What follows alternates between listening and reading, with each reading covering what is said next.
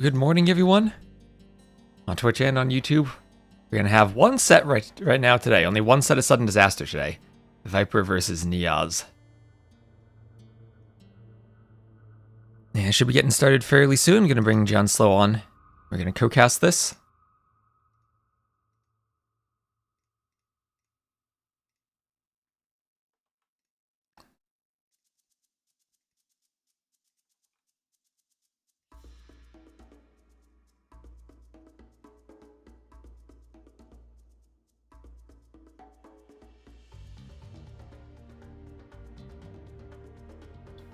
As I get my overlay set up.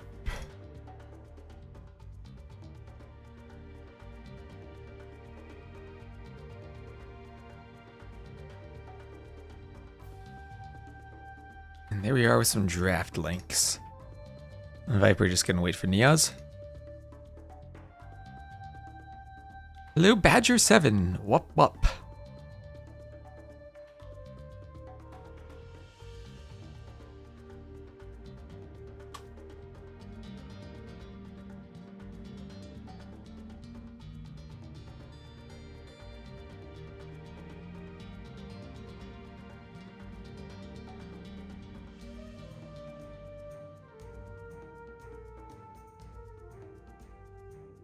So, remaining for this round, let me double check the schedule for tomorrow. It's going to be Sipki versus Deduzu and Lewis versus Valis. One of those is at 11 GMT, which is 7 AM. I don't know if I'll be up for that, but I will definitely be up for Lewis versus Valis at 16 GMT, which is noon for me. And I'm going to have an announcement at the end of that set. So it'll be a fun announcement that I think all the clowns are going to enjoy. I'll tease the announcement later today. And then I'm going to go offline after this set, but later today at 1 GMT, I'm going to be casting Gabby versus Ning in the Queen's Clash. So I will be back online for that. Might just do that on Twitch only, but I'll be back then.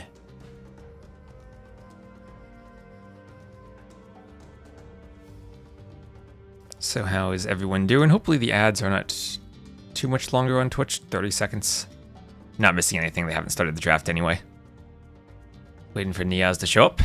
Viper is even slightly early.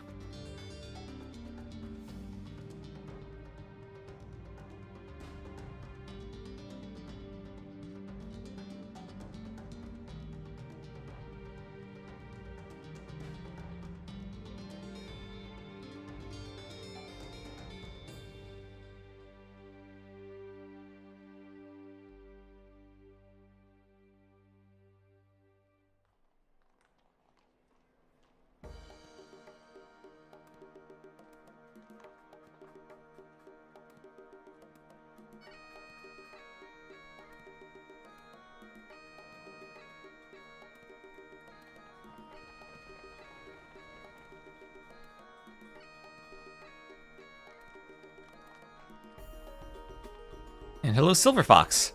Are there no tournaments in Australian time? Typically, tournaments are done because the major Twitch audience watching or Twitch YouTube audience is English speaking, so they are done to cover European plus American time zones. So they'll kind of start in the morning for the US and go to the evening. There are some Australia tournaments though, mostly for the Aussie players. I have woken up at 5 AM to cast quite a few. There's actually one that should be going on pretty soon. They asked me to cast it. I've completely lost track of time and when it is, though.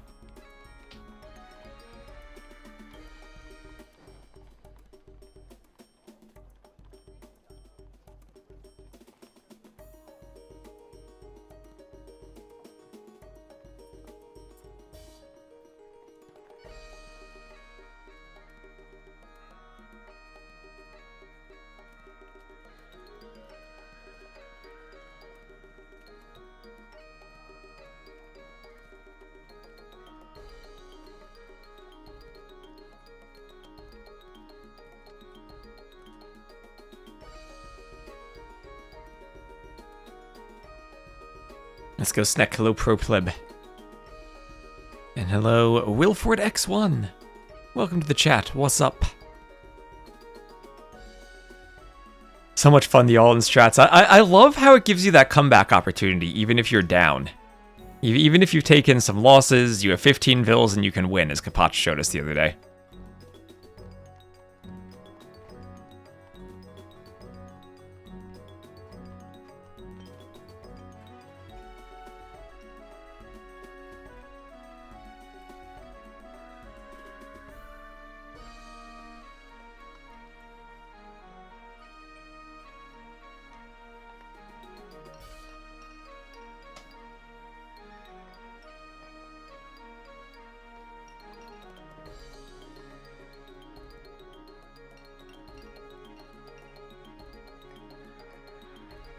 And because I streamed 10 hours yesterday, I really do need my co-caster today to carry me through this.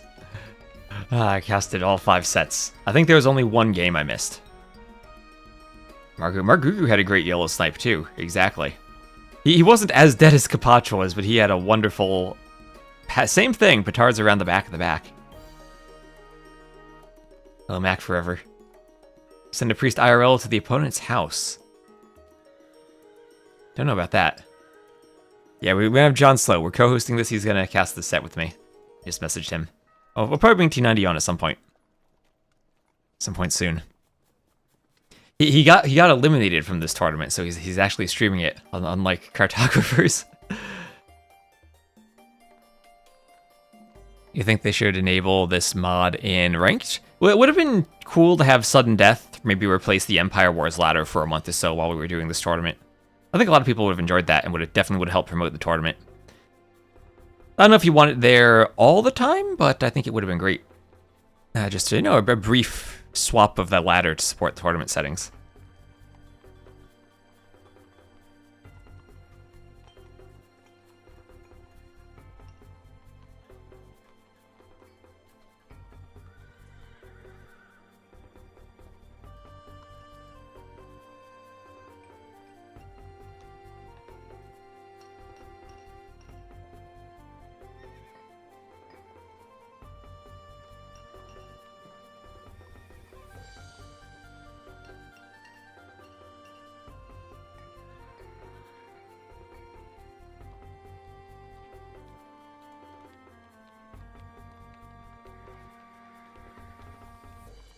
John Slow is currently casting this right now. Well, he's casting the I Buy Power Heart set. We casted that yesterday.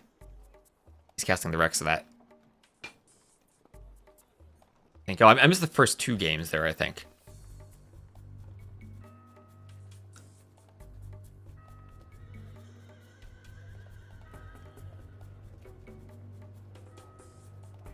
It's ACCM Margugu. Second goal, hair cosplay? You can cosplay all the animals. The chicken one I think will be great, because there's a farm nearby. And I can run along the fence in a chicken costume. My chicken costume when the face cam is off. If I were wearing a chicken costume, the face cam would most definitely be on.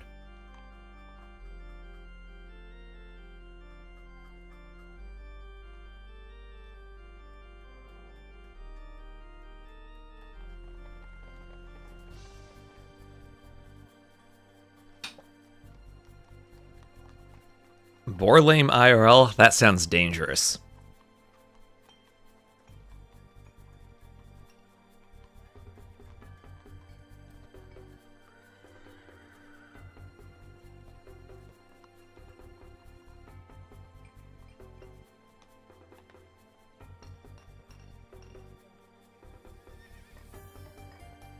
Earth.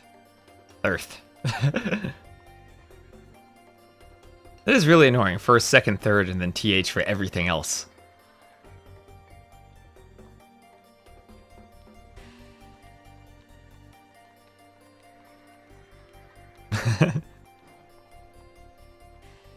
Hello, Matza. Chat, be nice to Matza. You don't gotta point out every grammatical error in the Twitch chat. You can point out my grammatical errors, but leave the viewers in peace.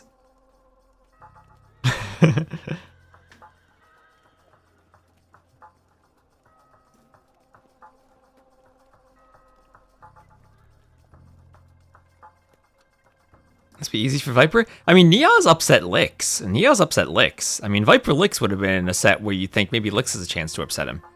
So, who knows what Neas is going to pull out of his hat. I'm excited for this. I should make a post on Twitch that I'm live, or on Discord that I'm live. There you go.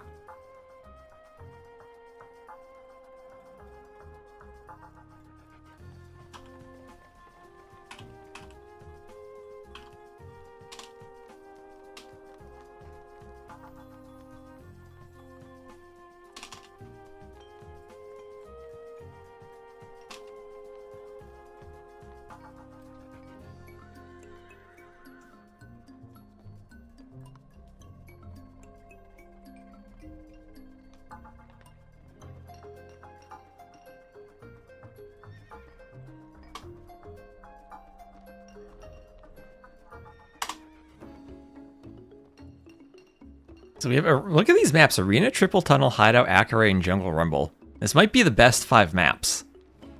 Oh, then there's Canberra too, and Wellsprings. That's the problem. This map pack is so good. Like there's always something left out. Are there any stats? That's a good question. I'm not sure actually. Off the top of my head, not entirely sure.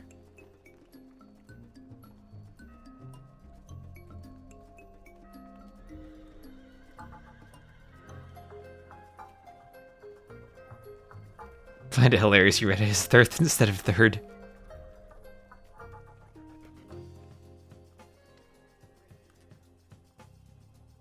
Those community games we played yesterday were amazing. The sudden death match on Wellsprings was perfection. Otter gets the snipe, but then dies to the trebs of the person he had sniped. That was beautiful.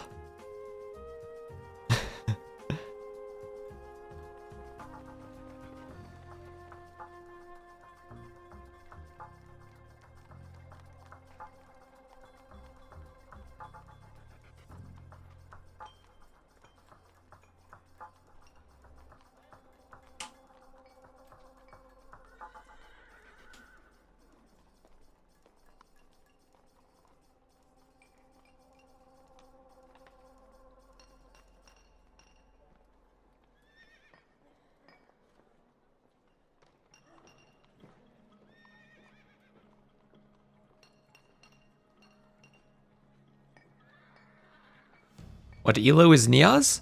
What is Neas? I think he was like 2K2. No, he's higher than that. He's 2379 right now. 2379. He's apparently 20 years old from France, and he upset Licks.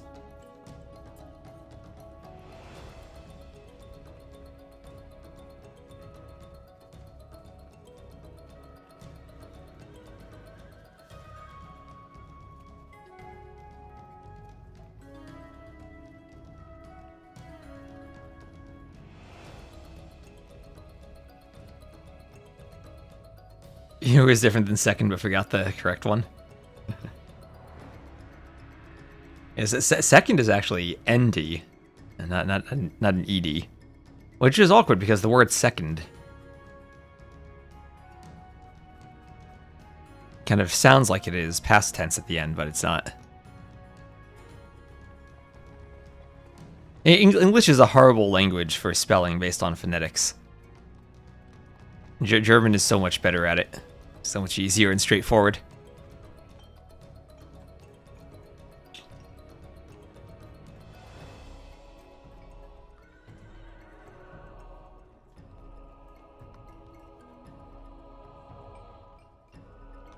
Italians and Malay sniped off, so we still have Spanish. Spanish and Ackeray.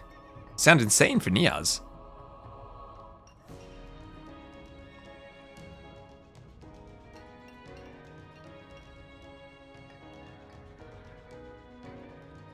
German easier. It's more structured than English, for sure. Have to worry more about your cases and your 16 ways to say the. Did he embrace the chaos with Licks? He embraced the chaos. It's sudden disaster. You have to embrace the chaos.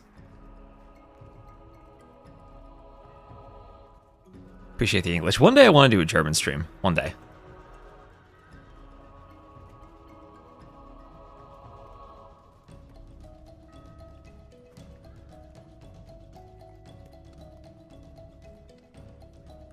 Now, I actually kind of really like the fact in AoE 2 that, especially for team games, you can run away and recover. I speak German. Like 10 years ago, I lived in Berlin, and I was at like a B1 level of German communication. English really is an amalgam of a language, a bit of everything. Yes. Do you speak German, chat?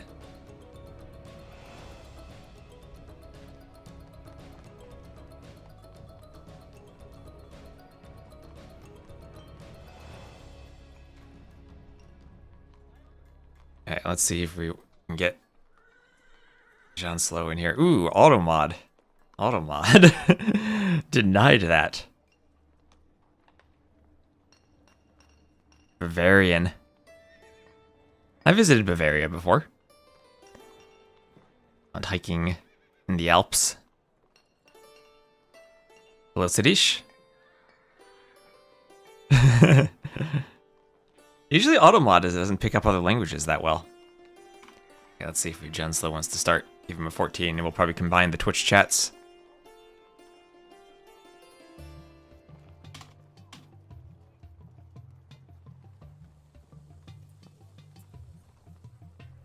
Alright.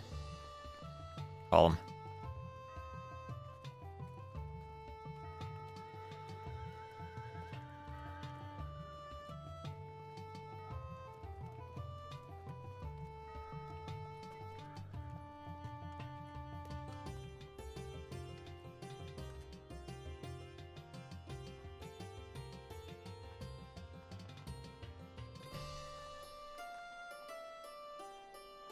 Hello. Hello, T was a delight. How you doing? I'm doing well. Let me turn your volume up. So I'm excited for this. I'm excited for Viper versus Neas, as Neas upset Licks to get here. And I think he's got some strategies planned for this. Yeah, gonna be sick. He can be very unpredictable. Neo. He can clown well, but let's see if Viper is ready for that. Yeah, I mean, I like Neas' Civ draft too. He's got Spanish for Acare, and I wonder if he'd be tempted to use Britons on Arena. Is they one of the civs that was always pretty good on Arena, even though they're different from everything else, and might even be useful against maybe Bohemians or something. Could be interesting actually. I thought we would get like Burmese versus Bohemians, but Britons could be interesting actually with Werewolf Trebs and so. Yeah, or I guess Britons maybe could go Hideout too, kind of the same thing. Yeah. I'm just sad we don't have a Khmer. No Khmer. For Hideout for Viper. Hideout, or for Jungle Rumble. Yeah, we saw Draken try to cut with Ballista Elephants and Treb Snipe on the outside too. That was pretty cool. Yeah, that was fun. What is happening with my Twitch? God.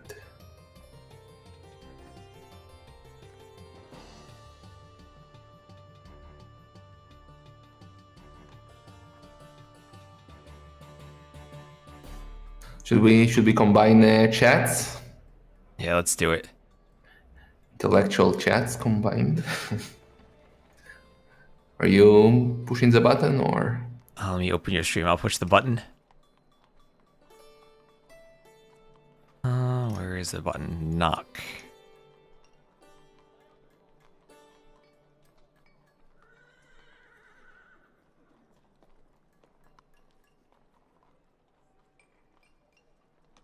It should be good now, I think.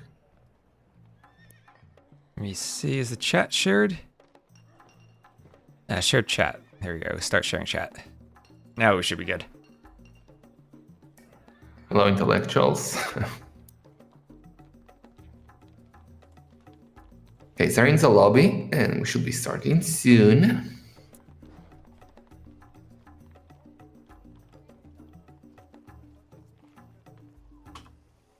I'm sorry, TOS chat, that you have to redark them now, but you will be fine. You will survive.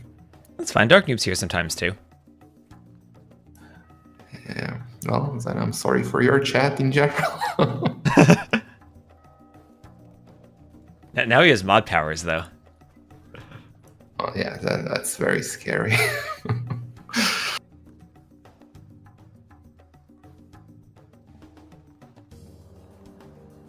So what do you think Viper does for Arena? Does he just do the obvious thing of Bohemians?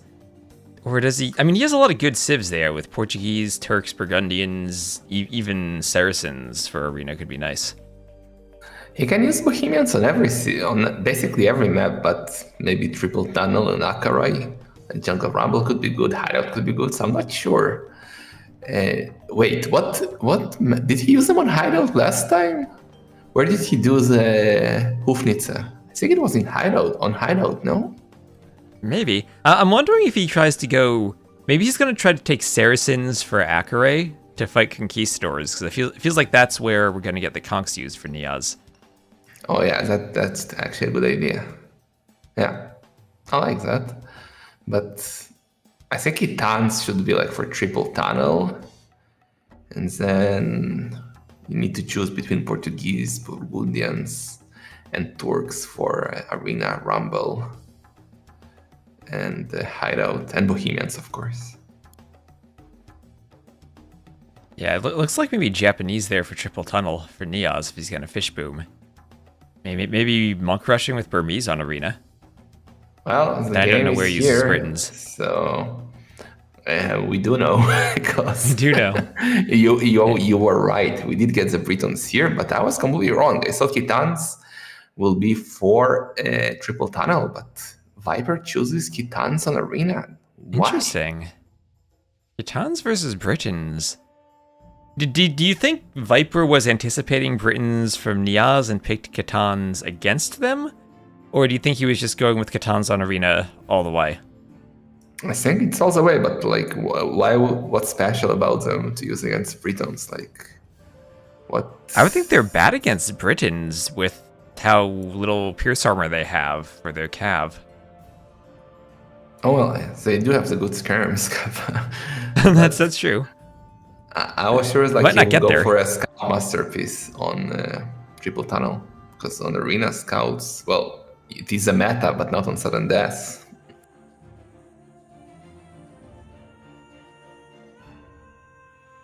"50 seconds and we're in."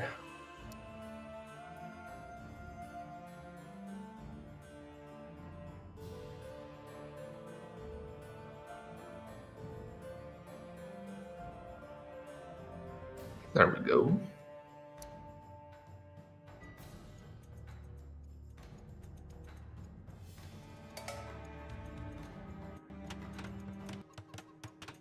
Alright, so we'll have Viper as the yellow Kitans against Neas as the blue Britons on this chicken version of Arena, so we might see some funnels here.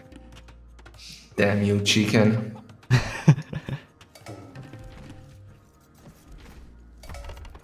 So Kitans, they have the great economy with the pastures, but what else do they have for Arena? They don't have good monks. They don't have traction traps, right? Yes, they don't. Alright. No, they're normal Do they Treb have- Civ. Wait, who gets the camel traps? I still think don't know they the do. Civs. Do the Kitans get the Camel Civ Trebs? I think they do. Yeah, they do. So they have something, which is not very useful, but it's something. Okay. Viper could go for the Ram Double Siege Workshop. Well, I don't know if Double Siege Workshop is expensive, but double barracks, Rams, Fire Lancers. That sounds good, but against... I guess against Britons, you're thinking maybe the Fire Lancers died of crossbows, but at the same time, if you're going Rams, you have to defend the TC from the Rams. Yeah, exactly. Like it's, I think it's a really OP strategy, especially for sudden death. Like, Okay. I do it very often with thieves like Chinese or so on Arena when I get Arena. and it works. It works quite well. Okay, because you do have the good eco to pump into the Fire Lancers and the Rams. So that's like a Castle Age push with the Fire Lancers then? You go forward, double workshops and a barracks and just push? Yeah. You basically don't need food. You need like 3 villagers on food to support the TC. And then you just invest everything into wood and gold and you're wrecked. Yeah, I guess that's a good strategy for sudden death when you're on that 1 TC and you're not going to need all that much food. Exactly. We do have the Fox meta from the Viper, luring that 35 gold. Yep, so I've been paying attention to the Foxes. What I've learned about them is if you send 1 Vil, you get 31 gold from it. If you send 3 Vils, you get 34 gold from it. And that's a big difference because you need exactly 100 gold to click up. And you need only 3 Foxes if you take them 3 Vils at a time each.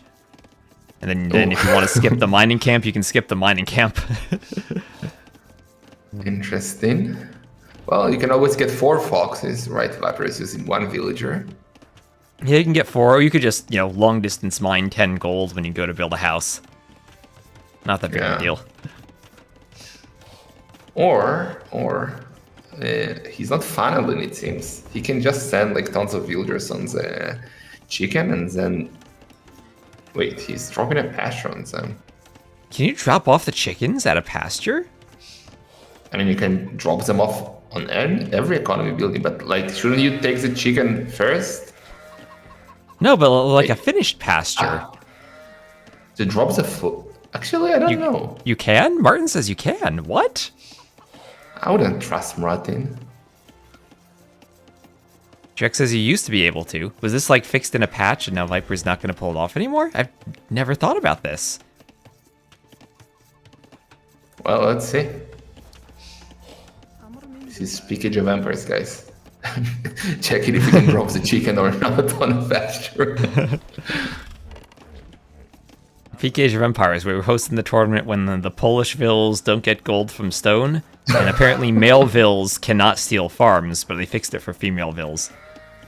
And they drop it off. Damn, okay. So that's why he went for Kitans. He knew he would get chicken. Oh, I know what he did. It makes sense. He probably right-clicked the pasture because then he turns them into farmers, and the farmers drop off here. Okay, they probably wouldn't just go and task and drop them off. It's like when you're getting the deer by the dock and you turn the Vil into the fishing Vil. Okay, that makes sense. Damn Viper and his tricks. Yeah, I guess you can do the same thing with a Khmer farm if you have chickens by one. But this is maybe a bit easier because you put 2 Vils on a chicken usually, and then you have 2 Vils on the pasture, so it's a bit less clicking. Wait, so isn't it better to, well, I don't know, that's now... isn't it better to just do a random farm next to your chicken because it's cheaper than a meal, and then you just drop it off every time? I mean, you spend 60 that wood. works. If you collect all the chickens, then yeah, I guess it's the cheapest drop site. But usually, like, you don't drop off at the farm. The pasture is special because it has that mill thing in the middle of it. But can't you, like, switch them to farmers and they will just drop the food? I don't know, they will walk to the TC, actually, it will not work. Yeah, they walk to the TC then, unless they're Khmer. Yeah, yeah, okay, makes sense.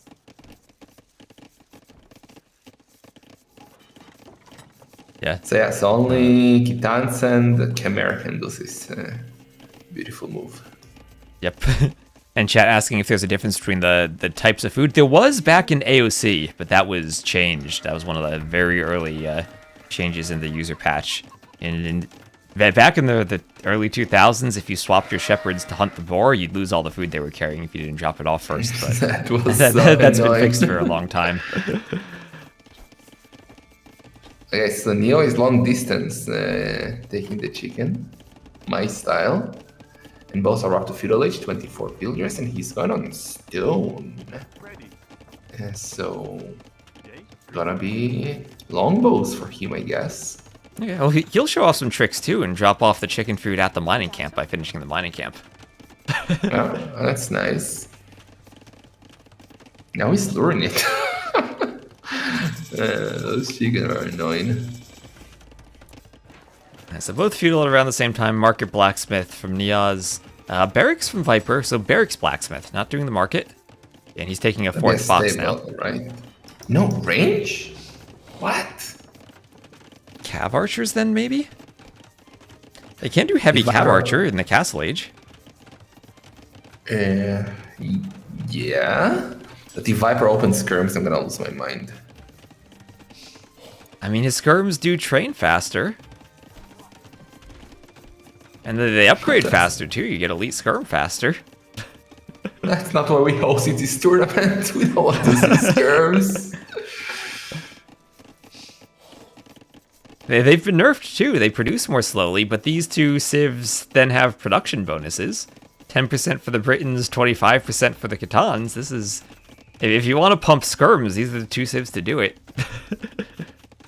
Yeah. Okay, I'm curious to see if Neo will be brave to go for a forward castle. I would love to see an attempt. Up, and there's the skirmisher. He's doing it. Oh my god.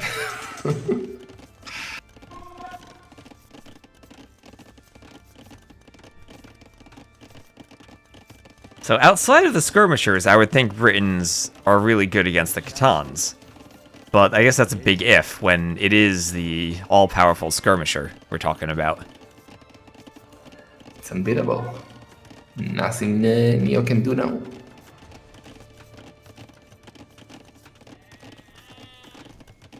Seems like he's not going forward. He will probably do a defensive castle on his TC next to the gold.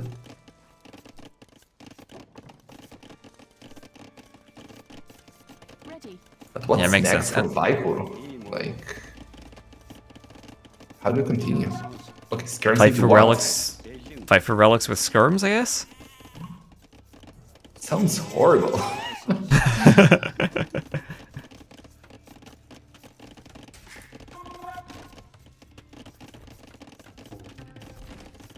Ooh, castle a bit more forward than I thought. Not sure if I'm a fan, but okay. You always gotta be careful with the forward castles on sudden death, because then it doesn't defend your TC as well if Viper were to, like, come around from the north side with petards. Yeah, exactly. You usually want it to defend your TC, so... Kind of weird, this is a normal game castle, not a sudden death castle, but not the end of the world. Yeah, and Viper adding the monastery, and anticipating longbows, he just goes skirms, and he's gonna go skirm and monk to grab relics against the longbows.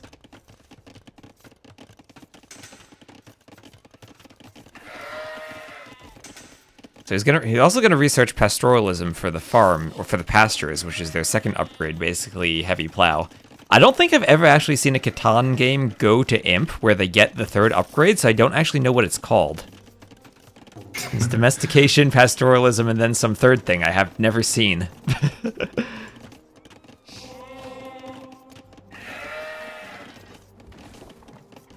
Transhumans? I don't even know what the hell that means.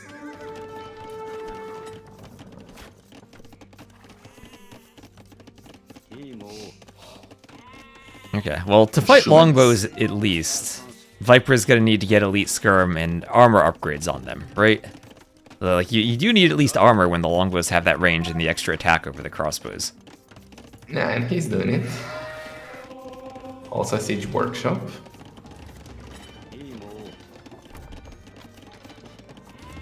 So you were talking Fire Lancer Ram. Maybe Viper is just gonna go Skirm Ram.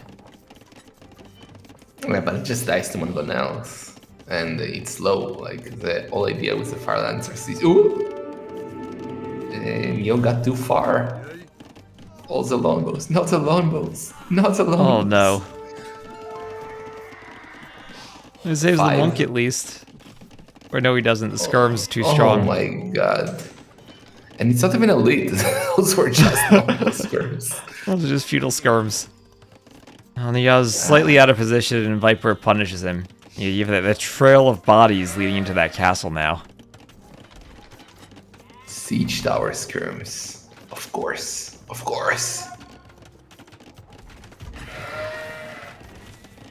Oh, okay. I was thinking Rams. Viper's thinking Siege Tower. What he's gonna Siege Tower Skirm? And then if he does that, I guess there's no way for the Britons to clean it up without a workshop.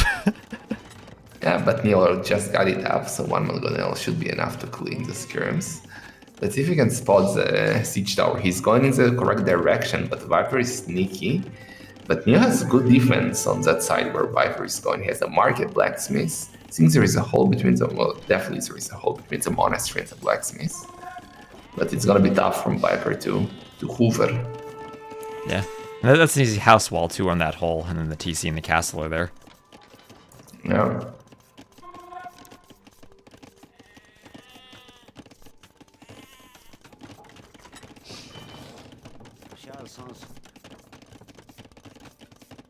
Here it comes. Yeah, shame for Neas that he just seeded 2 farms there, but he'll have to run those vills. Let's see his reaction. Viper don't. Oh, very good reaction. Perfect. And Viper is kind of stuck. When the Yeah, no Mangonel is ballistics. Yeah, no ballistics for Viper either, so it's going to be hard for him to pick too many vills here. there. Not one. Yeah, nice walling there.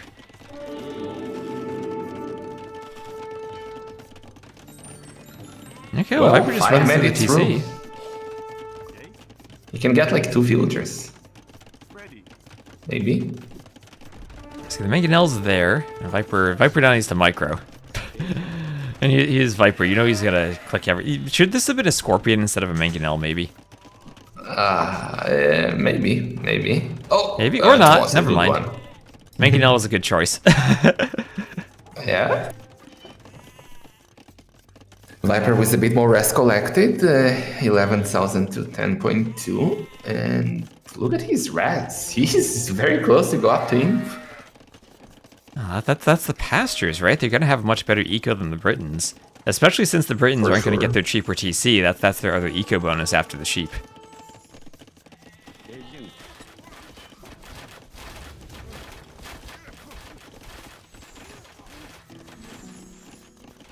University, and he's on stone too.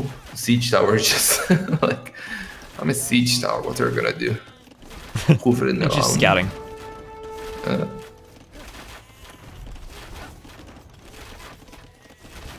This is like a weird like R2D2, like just checking, rolling around. Rocket cart from Viper. And that's gonna be horrible against longbows from range, and he's going to get a lucky shot out of the workshop. Neas is getting too aggressive. Viper is up. There he goes. Ooh. It's 1 longbow. Should go for the Mangonel. Clicking the Mangonel probably would have been better. He could have blocked with the siege tower, like blocked the Mangonel. He should have did. Okay, so he's up. Neas isn't too far away. And that's going to be a race to get upgrades on the longbows versus skirms.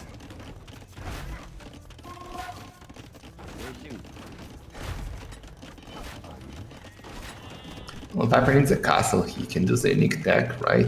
With a reflection or something. Right. I think that only matters for melee units, though, so you might not be doing that against Britons. Ah, it's only for melee? I thought it's... Let's read. Yeah, 25% melee damage back to the attacker.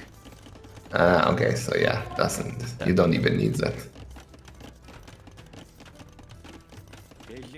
Now that would be if you go super late and maybe like you do a cav switch against the skirms, but on sudden death, you're probably not going to have the food for that at any point. Anyway. Yeah. Neo almost has a stone for another castle, and well, I don't think it will be forward anymore because he will see that Viper is in 30 seconds. Oh, rocket card from Viper, getting 1. Yeah, the skirms get the Mangonel? Not quite, not quite. A villager was right on time for repairs. Where is Viper going? Okay, never mind, he went back. He was thinking of a castle. I do want him to go forward. He got ballistics. He's getting bracer. Probably should get a villager. Got him. Go forward. Yes, let's go. Okay, and behind this, Viper is going to have the better economy. 1,000 more res collected already. He has the pastures, and he also has 4-to-1 relics. Oh, is the siege tower going to block the castle foundation? Neo got scared. What are the chances Viper's siege tower is the castle drop? Not if Neas was a castle there. No. But Viper doesn't have a castle, so he has to settle for the camel traps. For the mounted trebuchets. I have no idea what they're good for. You should know that, right? Ooh, I don't know. I mean, they only have 4 pierce armor, so against the Britons, I think longbows should be decent at sniping them off.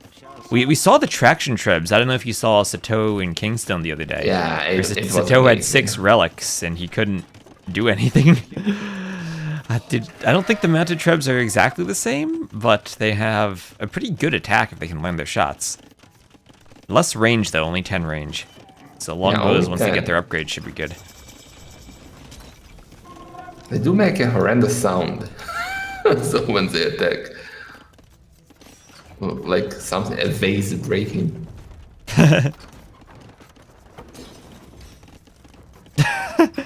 They do, yes. Second castle for Neo. Chemistry.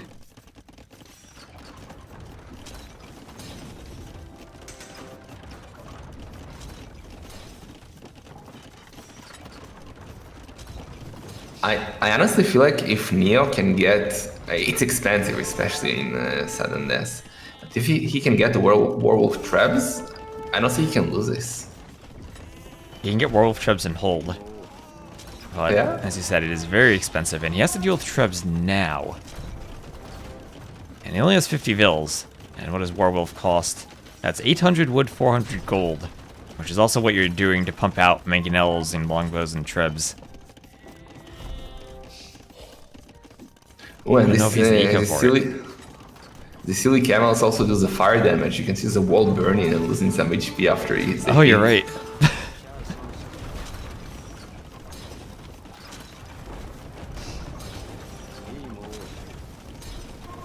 Yeah, so for now, Neas just has to repair.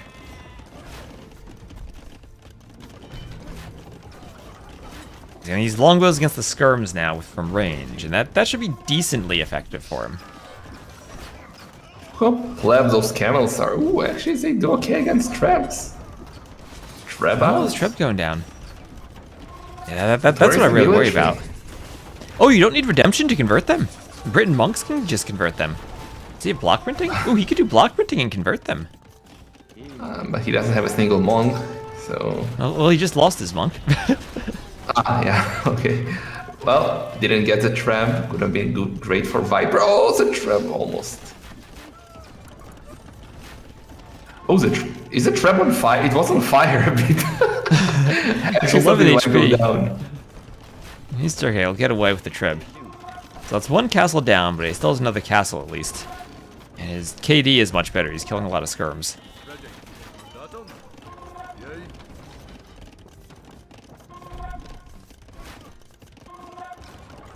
Yeah, the range difference is annoying for Vipers. The skirms have only 8, the longbows have 10 already. But the big problem for Neo is the production, right? He has only 1 castle, so if he starts losing units, he'll fall behind quite massively. Well, Viper, how many ranges do we have? 4. So he's spamming those skirms. Yeah, 4 skirms that ranges the skirms that train faster too. But Viper needs more traps, but he's adding. Needs more. If that castle goes down off Neo, he's basically dead. Oh, he's doing petards. Oh, Neas is thinking of petard sniping into Viper's base and going for the TC. He's playing the objective. Kind of feels like that's his only win condition. Yeah, I don't see a win condition unless he can actually afford Wall of Traps now, you know? Maybe he should consider that, because he can save the castle if he gets that. Yeah, I mean, Werewolf Trebs automatically win when you Treb fights, and he does that, saves the castle. Then he's okay, then he has time. He does have the camels, but But you can just snap it with a castle and the longbows. Yeah, or even with Werewolf Trebs, if he gets that, he has the resources. And I think you're absolutely right about that. But the camel can move, that's unlike other Trebs. You can dodge ballistics, but Viper is doing amazing with the camel, getting one Treb down, and I think Neo is gonna GG out soon. Oh, there goes his petard. So Viper will see this at least. Well, Viper, you need military. Castle is down. Okay, castle's down. There goes the petard production. And he's still taking horrible fights as far as KD is concerned. He's down 71 to 44. But it doesn't matter. Skirms are meant to be like they're meant to die. Nobody cares about the skirms.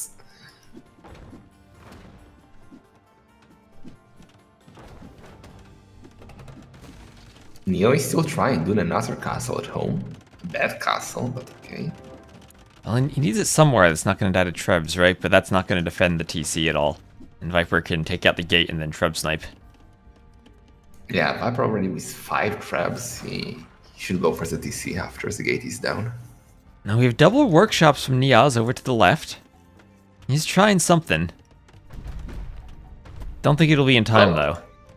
You have to. I mean, we saw quite a few games already in Sudden Disasters that a player that was supposedly dead still won the game by an unexpected move, by some shenanigans. So you shouldn't resign too early if you still have some chance of success.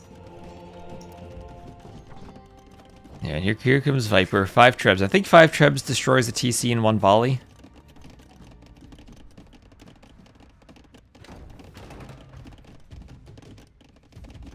Yeah, I think so. Yes, he's bringing all the villagers, but it's looking over.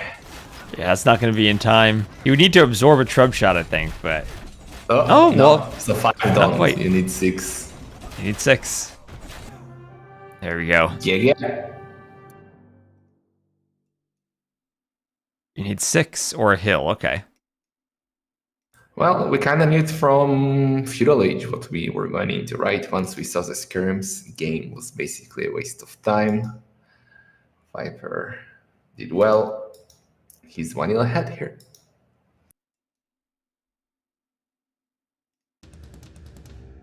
Yeah, workshop's not in time for NeoZz on the other side.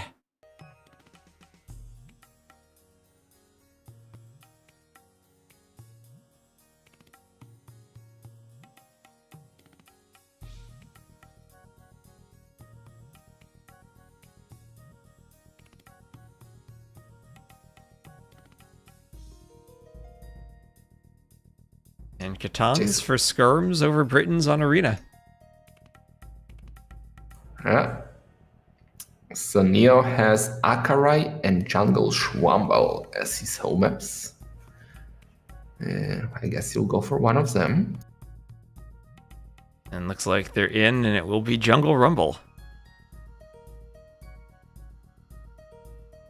And Bengali's Portuguese, where I feel like the Bengali should be the better civ between those two on this map. Feels like kind of a waste to use Portuguese on a 2TC map, right? Because the whole idea of Vitorias is like to give yourself a full economy on a 1TC map. On a 2TC map, like yesterday, I think, who was it? That we got to like 140 villagers in Jungle Rumble. Yeah, Nico got to 140. But he also had a very specific way of playing that, right? Where he was going for that full castle age pressure, so he kept both TCs running. Maybe you could do it like if Viper is defending against something similar the way Ganji was, he'd be more successful if he had the Vitorias. Maybe. Like you could still fast imp, and then you can add Vitorias, and you have more eco for adding the Vitorias. Actually, that could work. Let's see what they're cooking.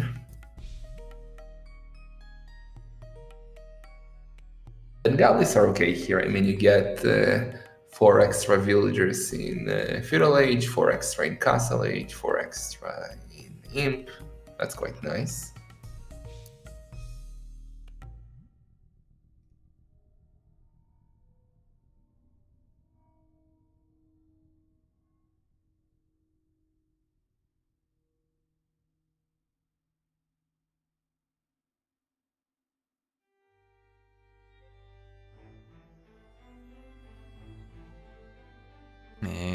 And here we go.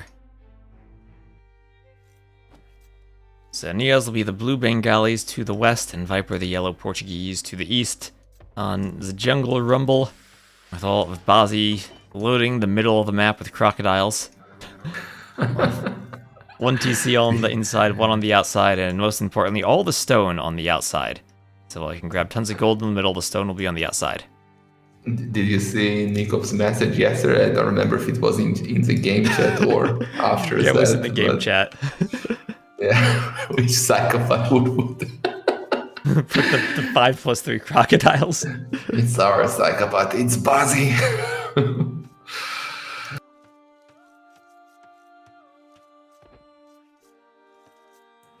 So who do you expect to be aggressive here? Is it Portuguese or is it Bengalis? Like who will play? Who will go for the forward castle? Or both? Both could. I mean, in some sense, I feel like the Vittorias kind of force the Bengalis to be aggressive, even though it is 2 TCs and you get more vills.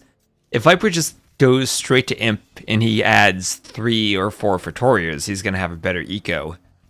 And maybe that forces Neas to push earlier.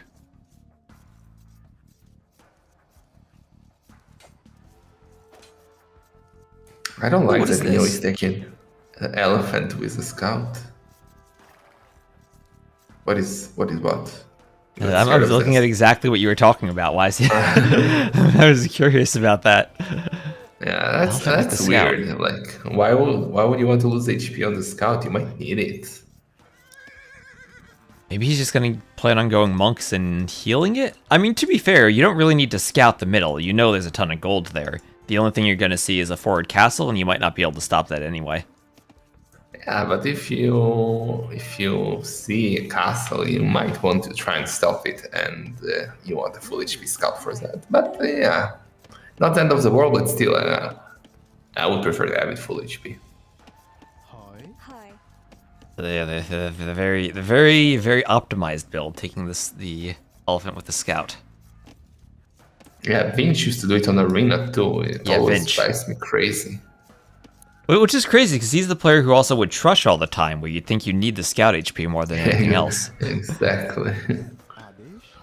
Kind of crazy that Winchester is out in the round of 32, you know? Well, you could say the same about Doubt, or Lix, or a lot of players. Sito, like... Sito? So many big names out already, and we are, what, halfway through? So Nea's doing the walls on the outside that I think players are typically doing these days, where you use your houses to wall one half of your base, and then you send your vills down to fight some crocodiles, and then do a wall on the other side. But he's going to have to get that villager through 3 crocodiles, I think. Thanks, Bazi. I don't like the house wall. I always feel like you need to go and wall both relics in your side. It's like it's optimized build, but oh well. He knows more alligators could be on the way, more crocodiles. He's taking no risk. He's swapping vills. And she's sending her home.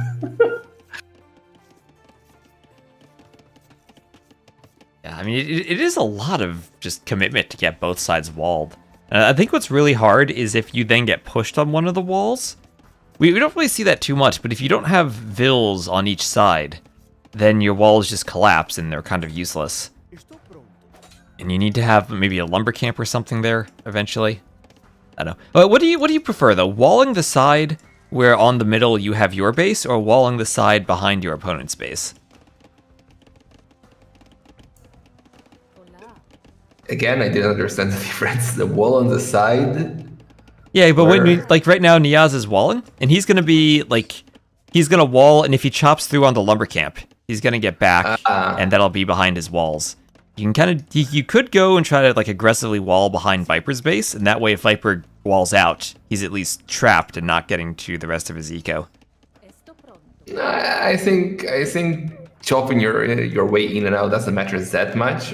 Like it's rare that you get to it from the inside. Usually you chop through faster on the outside. So the back is less important because usually you send villagers on golds there, while on the outside you can focus more on wood. But I feel like as long as you wall in the relics, you're fine.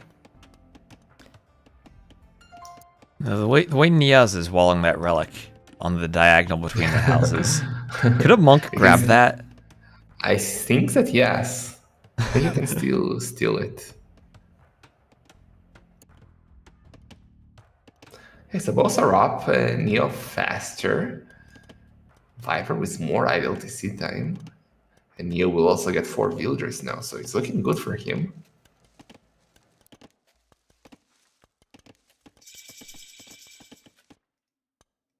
Oh wait, Viper, he could lose a vill here in the south.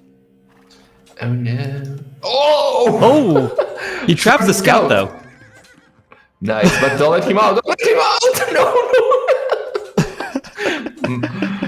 Masterpiece or disaster piece? I don't know what that was. Oh, just Viper things. Well, trading 1 vill for 1 scout. I don't know if what's worth it here. But I guess it's look, okay look for at Viper.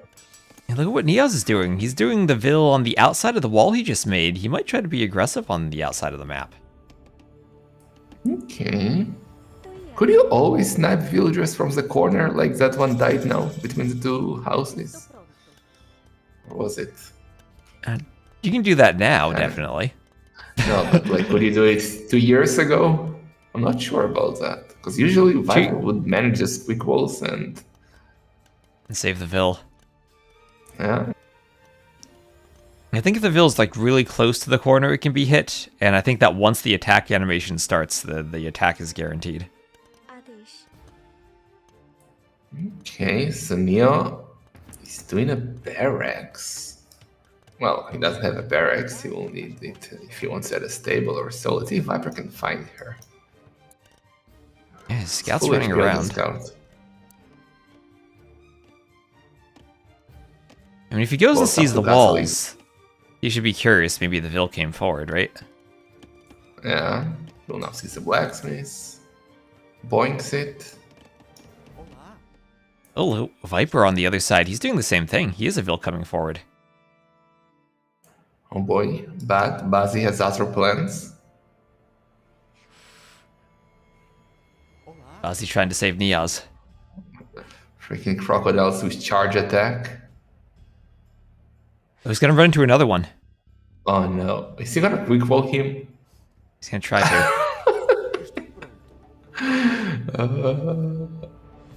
Now that crocodile is a weapon, like if Neo comes, Viper can release the hounds. He's doing a range. Let it out. Stable for Neo. Viper didn't spot that. Yeah, it's dangerously close to his line of sight, but he hasn't seen it. I mean, one knight and that's 6 villagers. Maybe. Well, the problem is he's the Bengalis. He doesn't have knights. Yeah, okay, you're right. Elefanto? What is he gonna do? Elephants, yes. Knights. Even He's better. Elephantos. Don't make fun of me, Chad. Mistakes were made. Alright, elephants on the outside, castle in the middle. And Viper doing a defensive castle.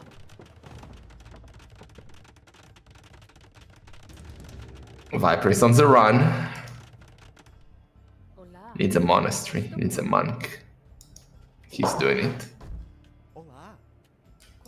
Is the elephant look at the faster than the rest. vill? It has to be. 0.90.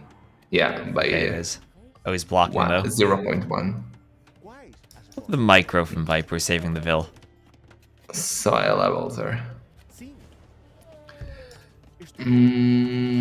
Look at the rest though of Viper compared to the rest of Neo. Neo is like going all in castle age. Well, Viper just wants to get to imp, it seems. He's doing fletching. I don't know why. I think it's to defend the TC from elephants on the outside.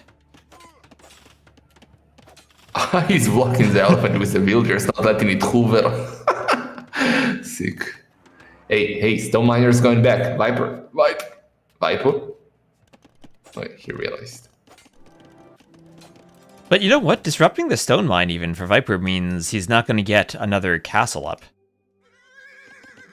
In the middle, if it goes true. Imp and you go for 2 castles and Tribs. Armored Elephant in the middle, but Viper going with Cav Archers on the outside. Oh, Neas, he's not fully walled. Oh no. I was wondering why he was doing Fletching and Boskin. I completely forgot about the Cav Archers. No ballistics, so he'll only get 1 Vil there. Neo with double Siege Workshop, he's gonna push on Viper in Castle Age, and Viper will go up, so it's gonna be a battle of styles. Wait, why is Viper fighting the crocodile that's in the walls? What is he doing with that Vil? Okay, he's down to 5-8. Oh, the Vil! He finished a building, then auto-built the palisades and fought the crocodile over the diagonal. Oh, he almost lost that Vil. I guess the lesson is finish your palisades for the zoo to make sure you don't lose your villager like that. Yeah. Look at Neo's economy next to his TC.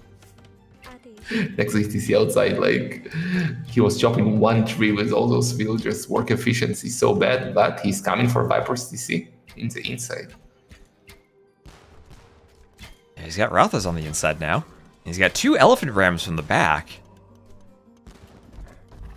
And for the market, 3 elephant rams. Castle for Viper at least does overlap the back of the TC with the range it has. Man, Neo's villagers are doing nothing. They're just standing there. It's only, well, he doesn't know what to do with them. I don't think organs work against armored elephants, right? They're doing almost no damage. Do they? Look. I mean, that is the Imp TC. Neas isn't going for it, though. That's weird. He should have gone. Like, I don't know why he's going back. Just go. Try. What do you have to lose?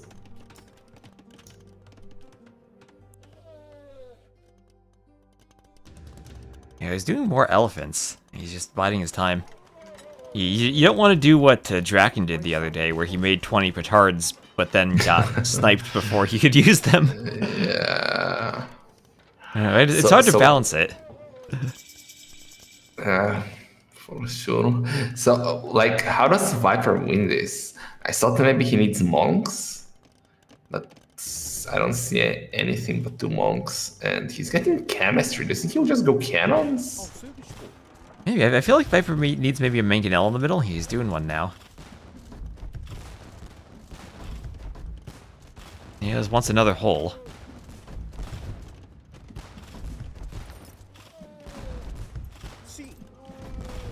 Does he want to go for the castle first? I kind of feel like you need to, right? It's not like it's 1 TC, whereas that means that TC ends the game. The castle will be important, so you will need to take it down. I don't think it matters if you take it down versus the TC first, but you need to take both down. Yeah, and as much as Neas did have a lot of idle time on his TC because Viper went imp, look at that Vil difference now. Yeah, that's insane actually. 30 villagers almost. Oh, Viper does have Wilbur, so it's a bit less, but still. And so I guess we are getting to that, like Ganji Nikov game again, where you have one player full on Castle Age pushing with the Bengalis and the other who has to defend. And now it's just a question of how many Praetorias can Viper then add into his eco now that he's imp. And so far, I think it's 0? I don't think he has one yet. Yeah, he should definitely add some. He has to. Because he will fall behind here. He has no way to push at the moment. Not on the inside. He can do, you know what? He can do a sneaky attack on the outside, do a siege workshop with that survivor of a villager, with a body survivor, and like just mass 3 cannons and just snap the TC. Yeah, and that would be really simple for him to do, and there'd be no counterplay to that at all from NeoZz. I mean, you snipe 1 TC, which isn't the... Oh, what if he snipes the TC? Can you hit the inside TC from the outside?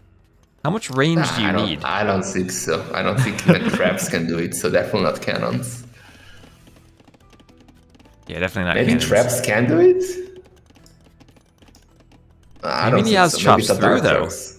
Gives cannons a path.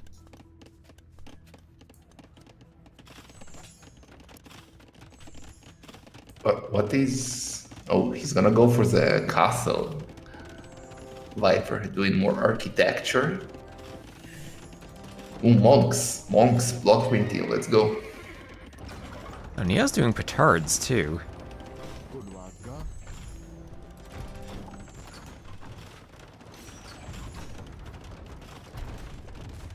Like the Ratas and the Elephants could be amazing here. We saw that in the set of Draken Classic Pro, how good Ratas are at sniping trebs. So let's see, murder holes for Viper. Neo is coming, that's a lot of elephants. And elephants are so good at taking down buildings, even in Castle Age. I think Viper is in trouble. Yeah, there he He's goes. gonna lose both Petard trebs too. too. That's a lot of vills Viper's gonna lose.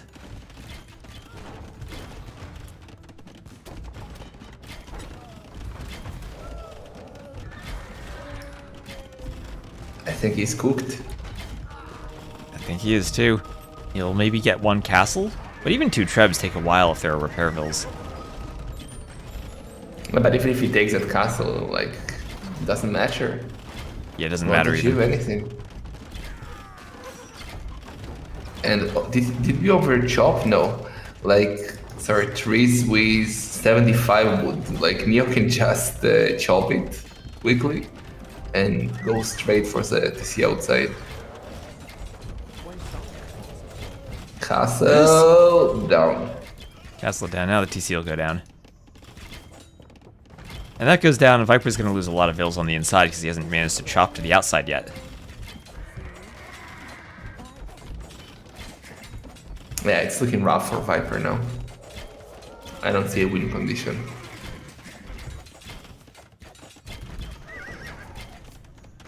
Well, there's one TC down.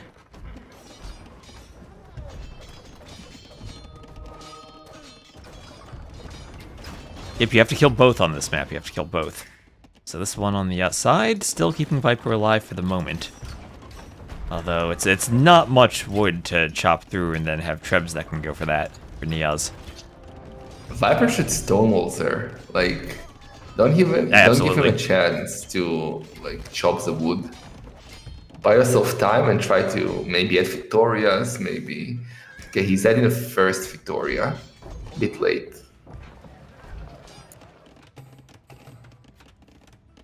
Yeah, and then NeoZz has enough vills that even if Viper from this point adds 3 or 4 Victorias, he's not really going to even up that difference. Yeah, 116 villagers, and he's going to imp. He's gonna chop that wood now. There he goes. Oh, and he has monks there now to stop walling. That's smart. Oh, they're going to block the pathing, though. The vills can't reach the tree because of the monks. Move! Move!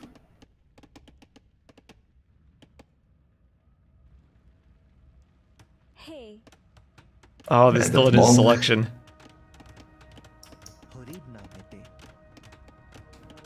Viper is coming for a siege workshop outside now, finally. Oh, he converted the villager and now he's walling there. He's walling. Sick. NeoZz might need to Onager cut to get through this. Well, Viper has to be very sneaky on the outside, because Neo already chopped his way out, so he can just send all the Ratas to the outside and snipe the cannon. So he shouldn't go with one cannon. He should wait till he has like 3. Oh, but Neo is coming with an outpost. He will see that. Yeah, he'll see that. And you're right about the Rathas. He really does need a few out there just to make sure the cannons can't get the TC. Oh, but they're hand cannoneers, so you'll know something's up out here. That is his imp TC, but I don't think Viper snipes that off fast enough. Yeah, he has only one cannon. He's not massing more. He's off wood completely at the moment.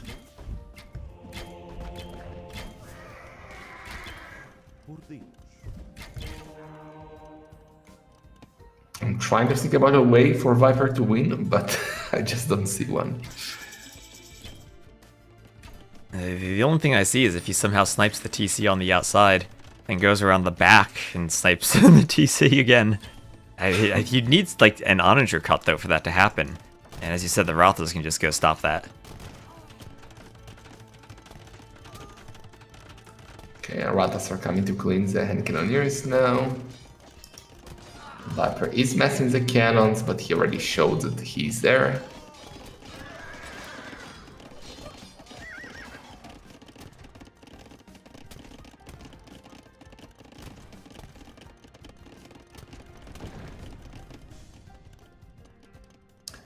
Viper was still victorious.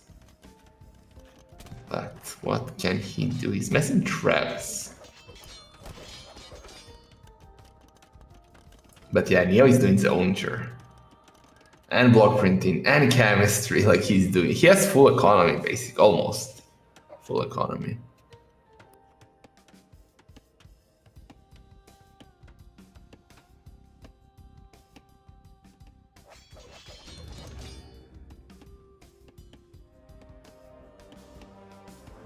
And he'll clean this forward now. That cannon's found by Aratha. Oh no.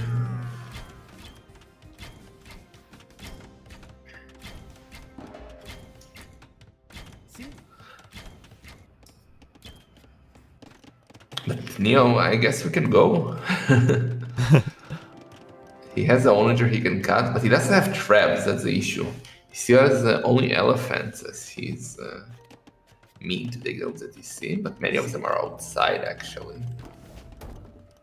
There's the onager.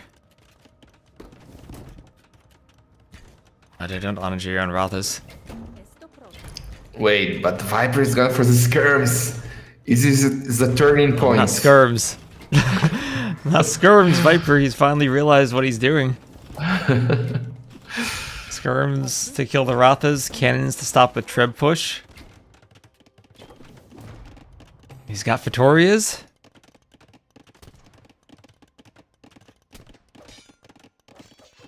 I'm doing the third Vittoria.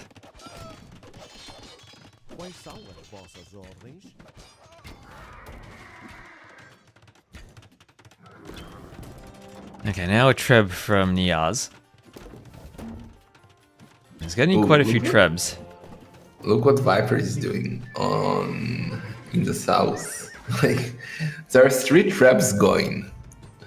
The question is where. If he had only one DC to take down, it would have been interesting. Oh yeah, yeah. He can go. He could have gone from this side, like cut the wood, and then gone for the TC. Yeah. But I don't think he has time.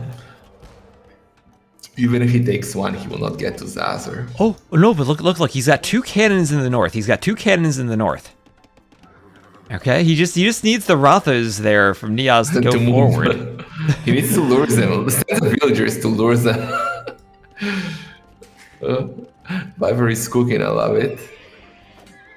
Yeah, that stable from NeoZz though is still in the south, so he should be able to stop the Trebs. If NeoZz pays attention, he stops this, right? But that's maybe the big if for this tournament. Viper. He doesn't know what to do. Okay, he's trying to cut.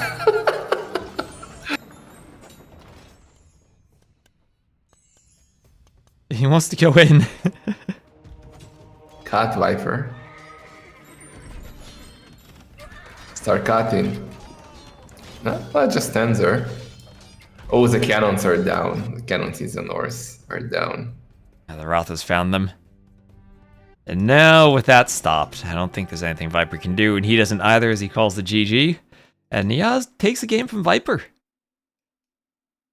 Yeah, he played well. Once again, Castle Age beats Imperial Age.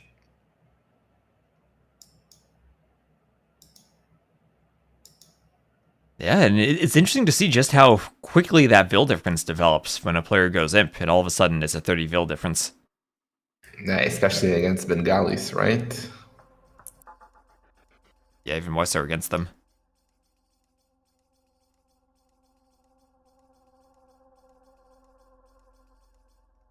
It's 1-1.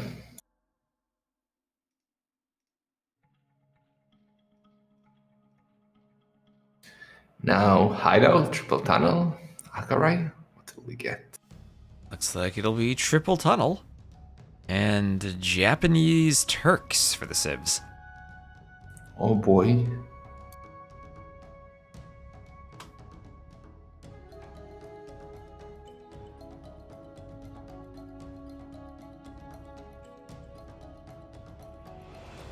Why Japanese? Fishboom. It's not. Yeah, but triple tunnel, I kind of feel like you need mobility, and Japanese are. Cav archers. Ah, it could be Cartographers, you're right, actually.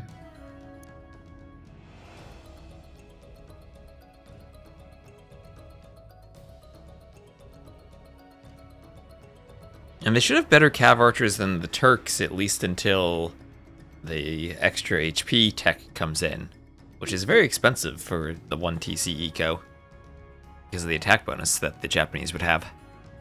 Yeah, but here we have a fish boom, so it's again not the most standard Sun and Death map, because you could do a big fish boom, but let's see.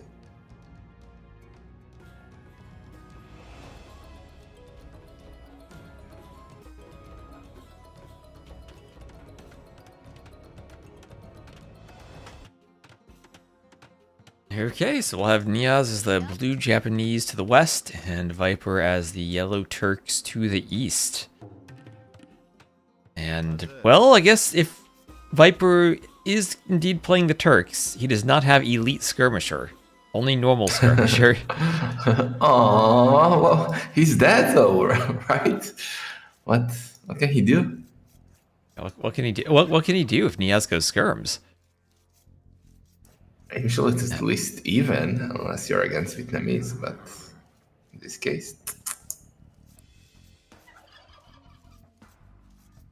And what is Neas? He's going to lower boar right now. Doesn't even have loom, but he's going to take that boar from the top tunnel and use the scout to block the Vil, keep it safe. Okay. How about light cav opening as Turks? I think you need a good fish boom for that on this map, right? Because it's very expensive in terms of food. And if you end up fighting cav archers, the extra attack of the cav archer, at least compared to the crossbow, kind of makes up for that extra pierce armor the Turks would get, right? Yeah. So maybe not. So what? Like, I honestly don't know what to plan. I think we will get some early feudal age aggression. Maybe that is still the answer, though, for the Turks. Guess it has to be maybe scouts into light cav? Into cav archers, maybe? Yeah, I don't see Janissaries being played here, so yeah, I guess light cav archers is the way to go. The distance is too long for Janissaries, they're kind of slow.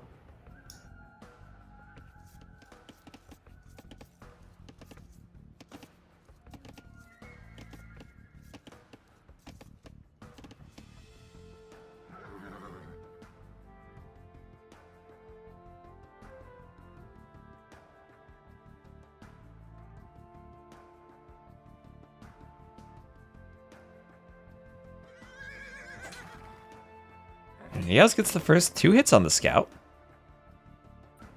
Can you hear me, T-West? I can hear you now. Did you mute yourself for a second?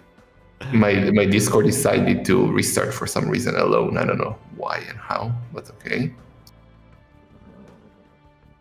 Yeah, you're good now. So Doc from Viper and Doc from Neas. Looking even. Nothing did. No, nobody took the boar in the south yet. So we have 1 extra boar for Neo at the moment. 3-2-2. Wait, Viper didn't take his second one. Did he see it? Oh yeah, he did scout it. Yeah, I'm gonna take it now.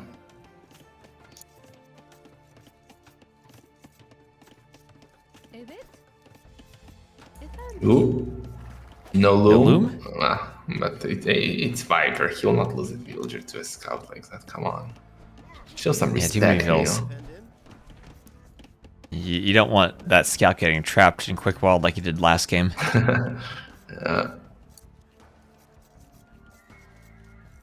Okay, so Neo with his third boar. Did Viper scout this board into the south? Let's see. I think he's going for it now. Okay, send in the Vil out there. You know, block with the scout and bring it in just like NeoZz did. Yeah.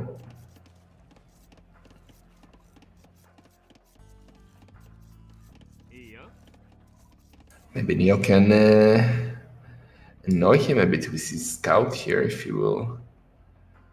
Can catch that villager going back with the boar. Maybe some blocks.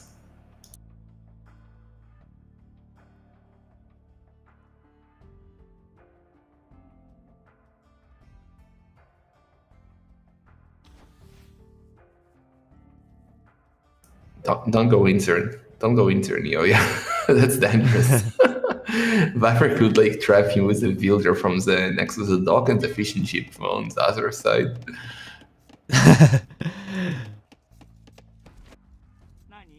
Ooh, 4 Vils forward for NeoZz. He's going forward as he's up to feudal. Aggressive. Evet.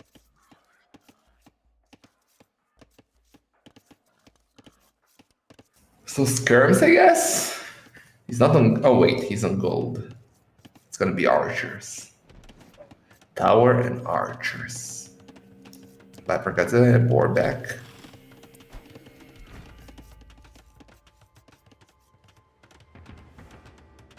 Okay, forward barracks. Emrin. I guess good thing for Viper, he hasn't scouted that yet.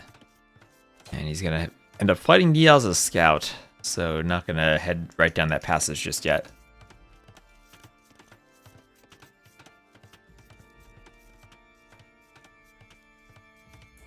Viper can feel something coming. Look at his palisade walls. He just doesn't know from where. Walling on the side, that's perfect. Efendim. And militia for militia from the barracks. Not gonna have the men-at-arms upgrade right away, but he'll just add the militia to keep the tower going up.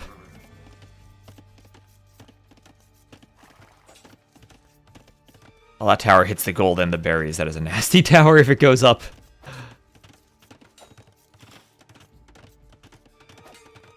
I was gonna suggest maybe a counter tower, but It's dark.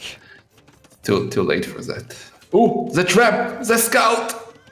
Ah! Trapped by the Vil. Wait, but who's trapped with who? Ooh! Oh, nice. He's He going needs for to be counter left. tower. Okay. And this is under the TC, so the men-at-arms won't be able to fight it. I like that actually. It's important to take the tower down. You can maybe snipe the villager on the range. She can just go out.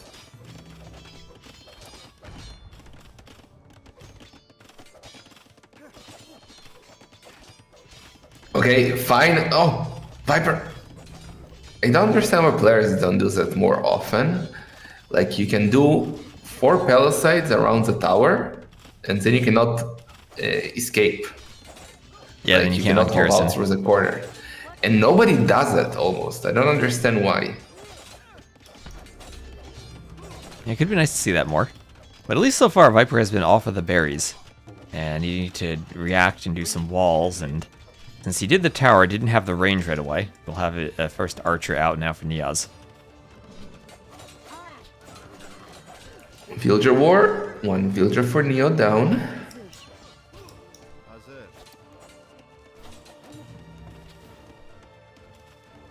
Men-at-arms are annoying. Evet. Viper losing the scout. More men-at-arms on the way. Viper has the stone wall even. And behind this, we have 5 fishing ships for Viper, 5 for NeoZz. So no one really doing fish traps or fish booming yet. That's a very interesting tower now by Neo. Can deny both some of the gold and the wood. Viper cannot counter tower, he has no stone. Yeah, the way Viper walled, no stone in his base. His stones are very far forward. Where's 1 stone is. NeoZz happily taking stone at home, nothing threatening him. And since he sees Vipers just on archers and not on scouts, he knows at least it's going to be a long time before anything comes forward through another tunnel.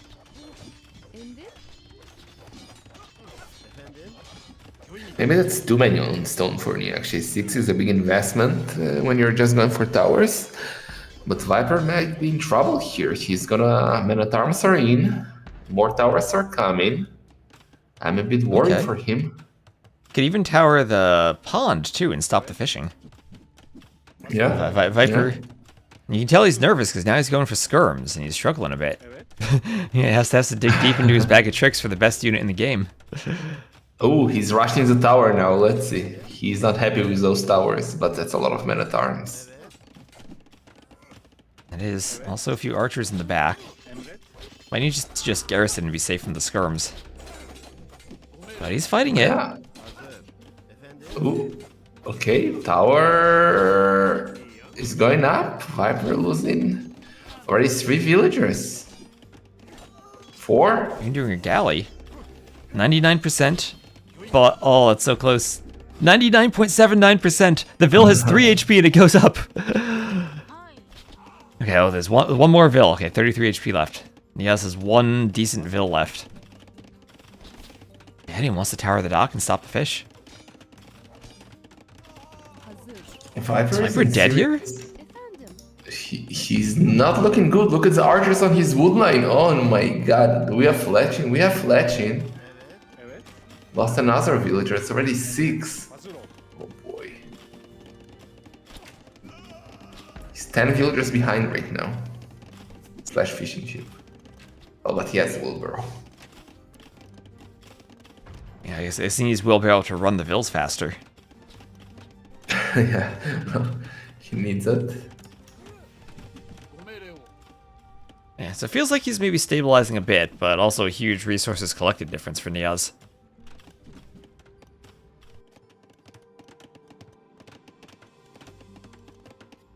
But I guess forcing the Turks player into skirms, you're really not too worried about that because they're not going to have elite skirms.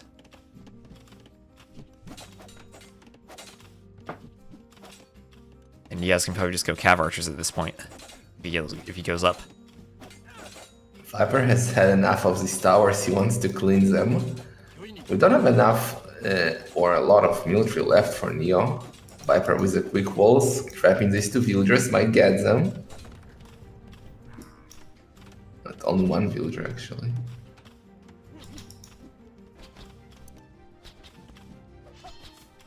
Is Viper dead or not? I can't understand.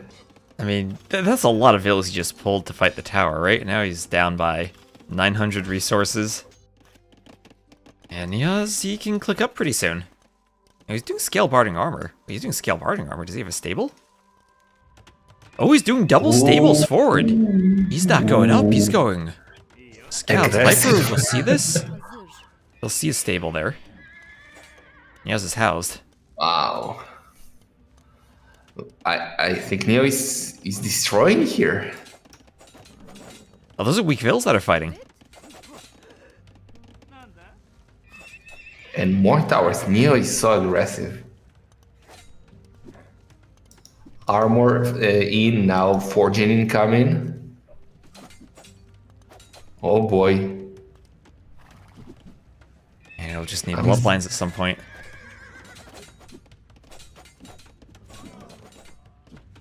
More villagers are going down. This is not looking good for Viper at all.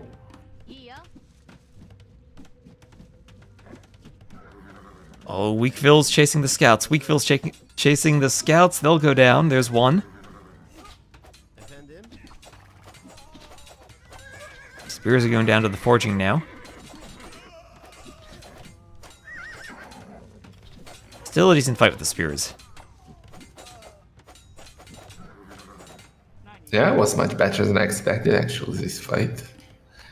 But still the pressure is on Viper. He's so behind in economy. He's nowhere close to go up to compensate for that, and he just bought a tower.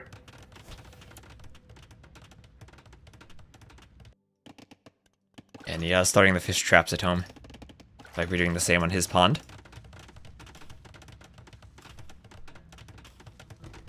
And what are these fish traps, dude? Isn't Viper a Black Forest player? Like, what is that? He's doing the old school one tile gap thing.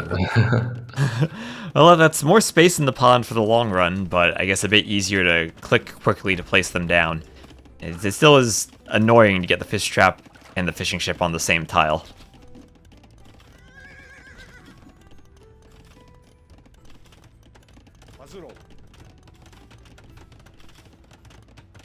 The big issue for Viper is like unlike Castle Age or Imperial Age, where even if you're behind, you can still win the game in sudden disaster with some surprise attack. In Feudal Age, like you cannot do that. Viper he's behind, he has no win condition. That's the biggest problem if they stay in Feudal Age. Yeah, and he has with 800 gold, if he doesn't market, he can buy himself up whenever he wants. And he's adding the market now.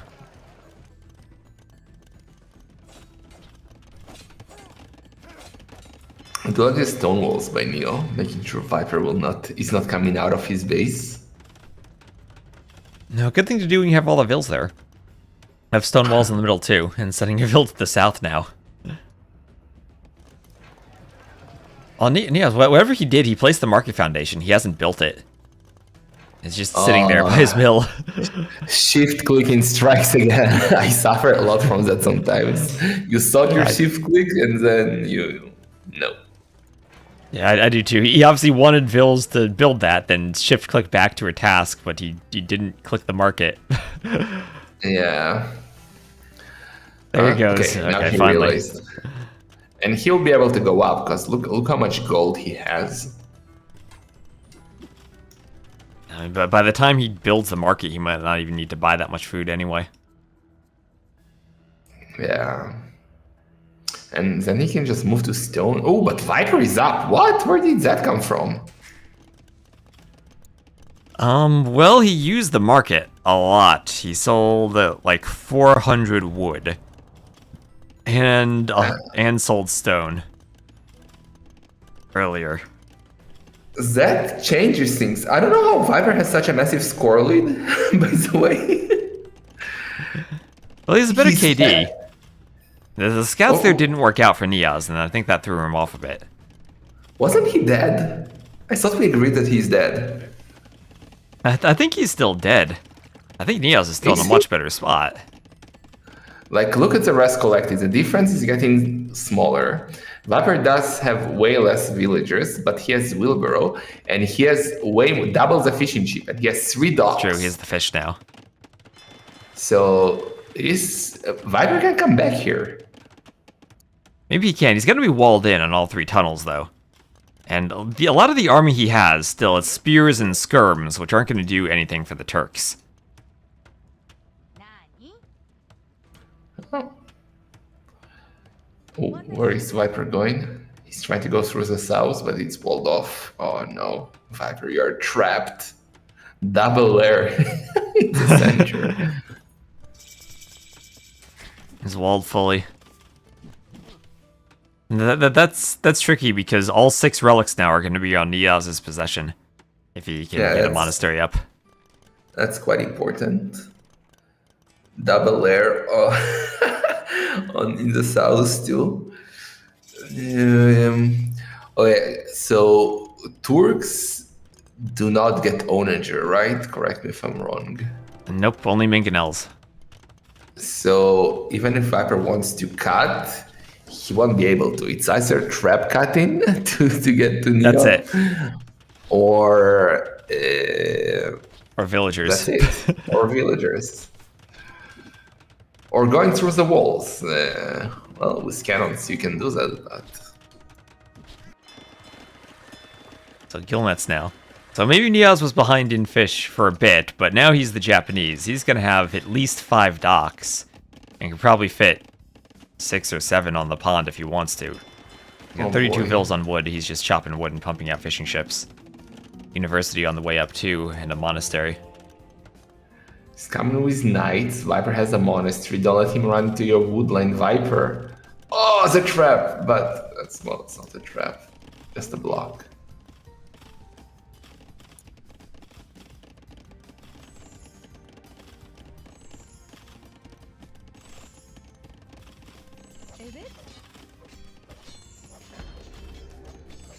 More walls by Neo. He's paranoid.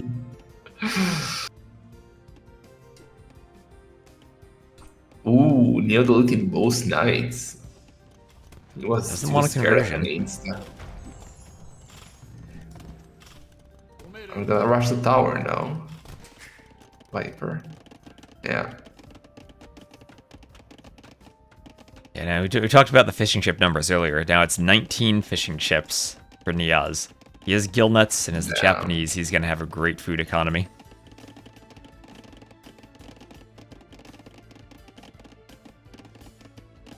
Playing for the longest sudden disaster game? There should be an award for that. Yeah, a few bucks we should spare. But look at the economy of Viper. He's almost ready to go to Imp. What is his Yeah. army composition if he goes imp, though? Full Cav Archers? With light gap if needed. Hussar, I mean. Yeah, maybe. Ooh, trap. Because, like, with full upgrades, the Turks win. No wins if Cav Archers versus Cav Archers. And especially if you mix in with Hussars, with the Turkish Hussars getting the Yeah, extra Pierce armor. pierce. Yeah. Sipahi really isn't that expensive, though. Only 350 food, 150 gold. Yeah, and the fish boom intensifies. This is the whole point of this map. Unlike Arena or Hideout, here you can actually get a massive economy using the pond. Yeah, and here we see Viper now. He's now taking his time in placing the fish traps right next to the docks. He's properly doing a fish boom now. Not that hasty Yeah. one-tile gap he had earlier. It does look cool though, the gap. Like, look, it looks like some marine fancy boats, fancy yachts, chilling.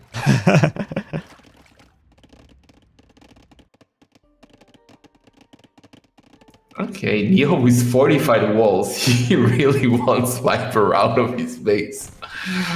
And more layers. Well, he knows the Turks can't really do anything else. This is starting to look like some campaign. Like, this is big architecture by Neo. Oh, there goes more walls. And if you're the Japanese here, I guess it just has to be Cav Archers. I don't know what else you can really do against the Turks. Yeah, well, Skirms, he's doing more ranges. It's gonna be Cav Archers versus Cav Archers.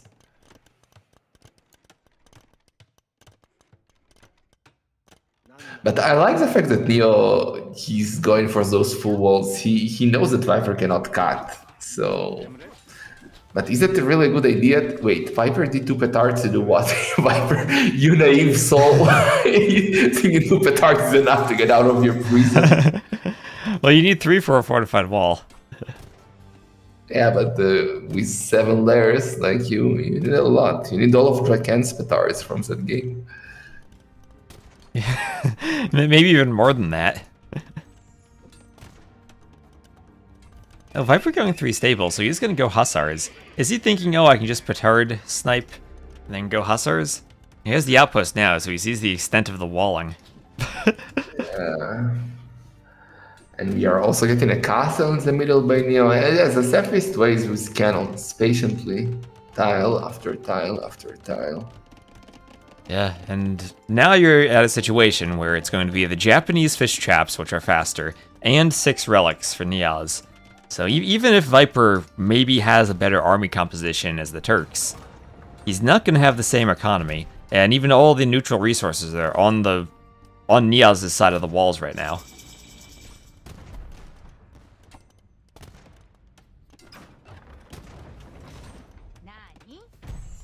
Viper is cutting with a trap, kinda. He's trying to get a conversion there with a monk. Yeah, he's cutting with a trap, beautiful. And Neo Trying to go one instantly tile at a adding time. more walls.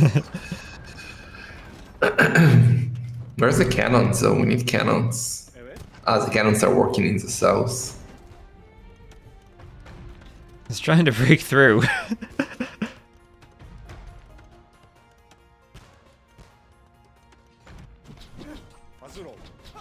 It will take forever. And I feel like Neas was in a great spot earlier, but the double stables plus forgetting the market, spending all the food on the scouts that didn't do much. You're giving Viper now this opportunity. Yeah, I actually thought it was a great move that he will clean everything, but Viper held quite well. Neo didn't commit.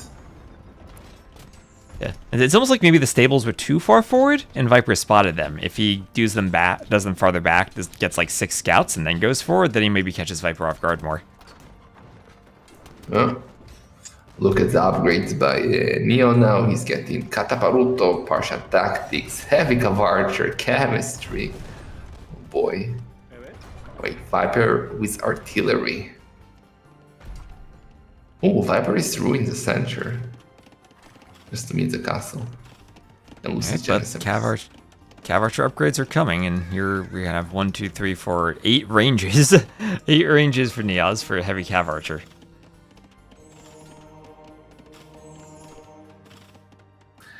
The big issue for Viper might be that, ooh, the Hussars are coming and Neo is not walled. Oh boy. Those Hussars can eat the Cavarchers. Neo needs to wall. But You need the trebs too. Oh, yeah. Can he wall in time? One tile. No! Not enough Hussars, though, maybe? I think it's enough. He just wants to kill the traps, and he's going for a castle in the middle of his own. Like, those Hussars are so good against Cavarchers. This is perfect for Viper. Dude, I cannot believe he's actually attacking here. Yeah, that's a brave castle, Viper. You need to wait for the castle to go down. Okay. Yeah, there he goes. Hussar's going down. And there's a lot of Cav archers still.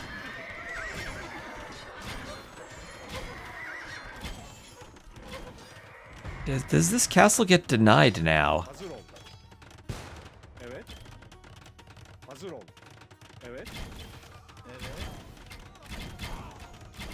I think it does. Viper! Viper, no! Oh, cannons! He's gonna lose all the cannons! Oh, 6 of them and the traps. Oh no.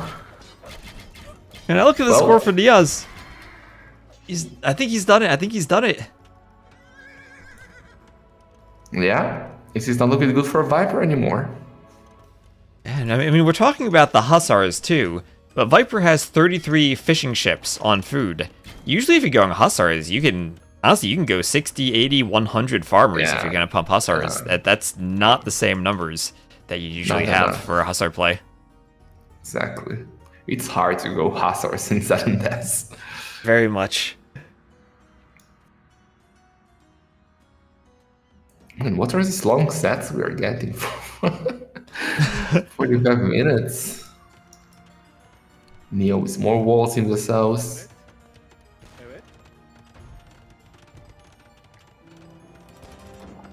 Oh, Viper's trying to push with cannons.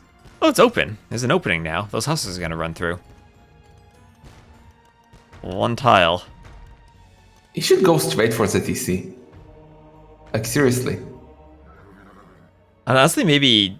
I don't know if Hussar does it. Maybe Cavalier does it if you get 30 to 40 of them and go straight for the TC. NeoZz is going to wall up behind this, and he's aware of Viper maybe wanting to go straight for the TC. Viper, just go. We have a lot of Cavarchers in the middle that, well, they are coming. Okay. Game's on. Why? Oh, what? Swordsman? 26 swordsmen in the queue for Neo. What? Oh, you know what he does? He just does like 3 siege towers, then puts the champions inside of them. He runs to Viper's TC and takes it out. There's nothing that stops that. That would be sick. He's got double workshop for the towers. Viper should go. He should send the cannons. He has no time. Like, he doesn't know that, but now he has a very good window to kill. Because he has 24 Hussars versus 30 of archers. I think that's enough to scare them away, and then you just come with the cannons and take down the TC. Because remember, that's all you need to do. Like, it doesn't matter how much military you have, how many villagers you have. If the TC is down, you're dead. And he has going for the barracks. And Viper switching to ranges. This could be a long one, actually. Yeah, so you'll need hand cannoneers then against the champions, but at least cav archers from the Japanese would deal with hand cannoneers. Oh, the traps by Viper, but the cav archers make it through in the back of his base. Oh, he was trying to go for the fish. That actually could have been nasty to take the fish traps out. Champion incoming.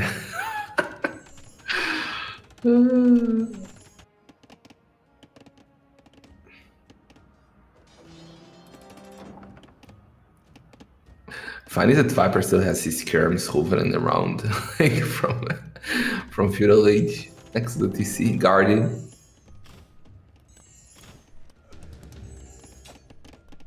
Yeah, you gotta keep those feudal skirms alive. You never know when they're gonna come in handy. They might just body block champions.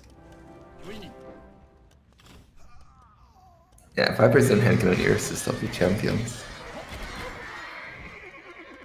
Yeah. I feel like as the Japanese, even just going Halb would have been a play against all the Hussars, right? And you go Halb, heavy cav archer. Yeah. Yeah.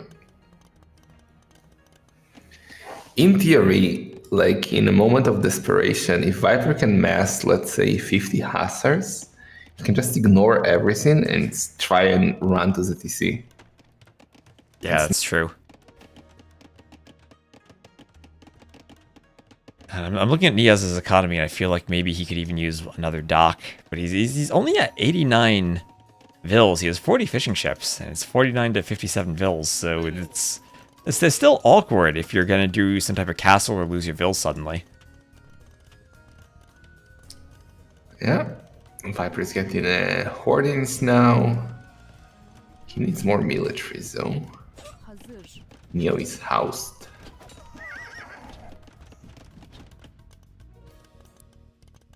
And right now we're at just over 3,000 relic gold for NeoZz throughout the game. Japanese champion should wreck the Hussars, right? Yeah, but head cannoneers are there, cannons. Neo will go for the castle. Let's see if Viper can do it with his artillery trap. He needs to snipe the traps. Viper. Oh, dodging the ballistics. Going for the cannons. Here come the Hussars. I think that castle goes down. So do a lot of the cannons. Huh? It was good micro by Neo. And if the castle goes down, Viper calls it. All right, Neas up 2-1. Damn, Viper is in danger. One more loss and he's out in the round of 32. And one more loss, and he doesn't even get a prize pool from the tournament. Yep. Only the winner gets money, $250 secured, and well, potentially more. And so overall KD much better for Neas. Eco much better for Neas too. Damn. Japanese fish boom.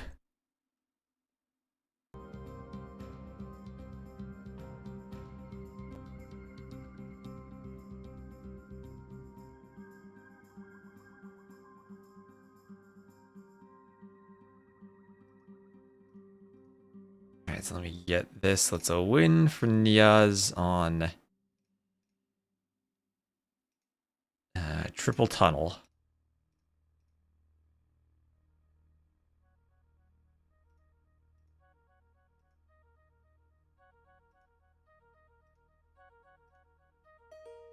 And Viper in trouble here. Neas upset Licks. Now he's going for Viper. Hideout will be the next one. Oh boy. You entertain them, I'll be right back in 30 seconds. Okay. Love on Dutch. Oh, OS seems to be liking the tournaments. Well, I mean, you might like that I have an announcement tomorrow then.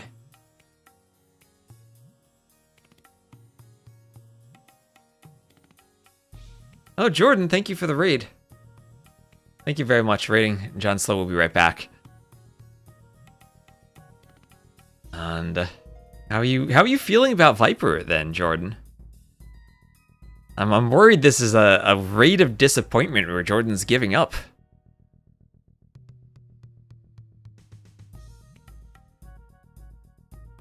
Mixed feelings.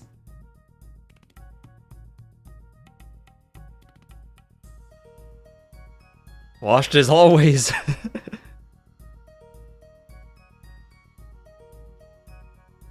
Did I mark something off wrong? Oh, I did. Thank you. Hit one jungle rumble.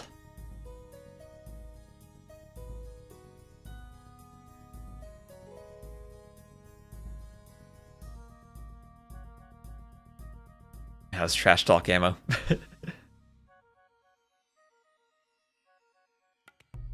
So Viper now with his back against the wall. Okay, we'll be playing Hideout. They've launched. And looks like their civs are going to be Burmese for Neas and Burgundians for Viper.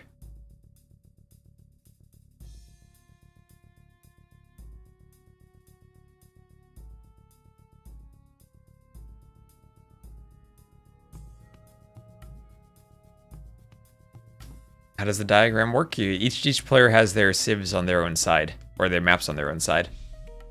And a crown indicates they won a home map. And a skull, they lost a home map. So Viper Triple Tunnel was his home map and he lost it. And Jungle Rumble was Neas' map and he won. For me, smells like FC Arambai or FC Monks.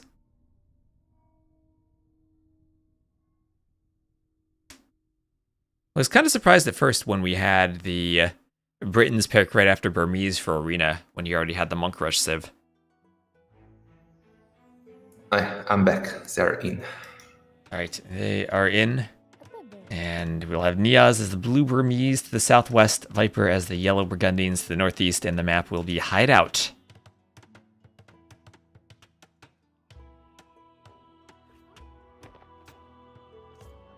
So, what do you think of this Civ matchup? But also very thin middle wood line between the two of them if they both cut.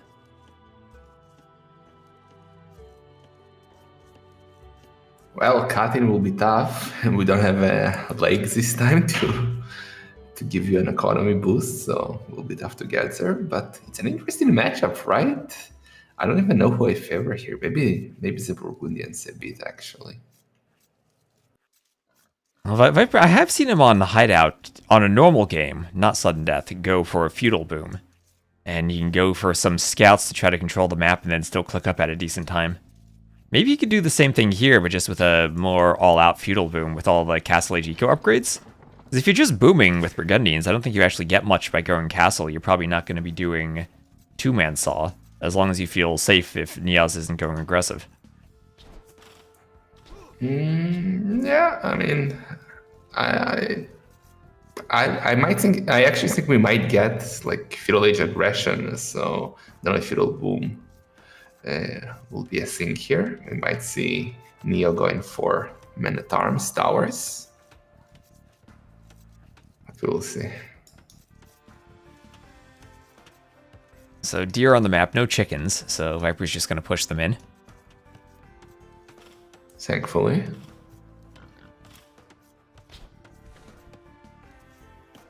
Oh, look at that beautiful lumber camp for that villager. She's trapped now. She's gonna work hard to get out.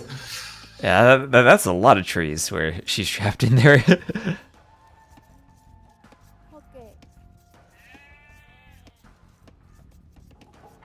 So they're not too far away from each other, so that makes feudal age even more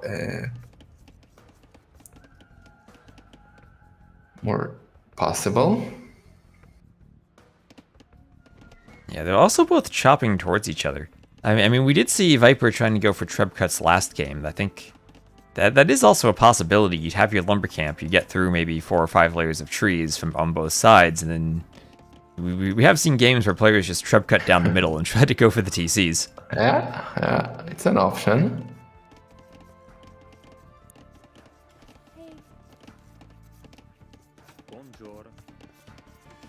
Viper doing double bit axe right away too as the Burgundians. We'll get that eco boost. Yeah, that's a way to play some. Man, but what if you lose Viper in round of 32? I mean, Neo is playing amazing, but you expect Viper to go high always in clown events. Yeah, especially for clown events, those are the ones where you think Viper still probably is one of the favorites, and more compared to other maps. He's still the only player who played in full clown costume, so in a tournament. So yeah, I think he's also the only 2-time Master of Arena champion. Yeah, you're right. He's struggling with that deer on the wood line. So if Viper goes south, like, who do you think will be the favorite? Is it only Mr. Yo left as? I think so at that point. Damn, and we are all in round of 32. That's crazy. So many beasts eliminated already. The Loom from Viper, he's doing Loom in the Dark Age. Feudal on the way for Neas with 18 Vills and a Militia. So it looks like he's going to do just as you suggested and go for some Feudal aggression. Yeah, this is also known as the Hamster Rush on Hideout. And you go for a tower, Men at Arms, and you follow up with Archers. So let's see if Viper can defend this. He's up very early, so he should be fine. He's up with 19 villagers. And as far as defending this goes, the way he's built his houses, he already has something of a secondary wall around the closest part to Neas. And his stone is very far in the back. He's going for that now. So he'll have a pretty safe ability to mine stone if he wants to do counter towers. Yeah. I think he can start with them and then just try to get a boso, do a small fiddle boom, and then just try to get to a defensive castle and Costiliers to clean everything. Yeah. That is maybe the downsides of Burgundians if you are going for the eco tax. They do slow your castle age down a bit because you're spending your resources on the tax before they pay off. And that can be awkward against the Trush sometimes. But you spend it on economy while your opponent is spending res on aggression, like on range, men at arms. So he's not going to be faster than you usually to castle age still. And that's 4 Vills forward. Going for the gate right away. Now Palisade gates are flimsy. Oh boy. I think he should try and go for 4 tiles of stone rather than repairing, because the tower will go up. Oh, he's just waiting to get a defensive tower on the berries, okay. Buying himself time.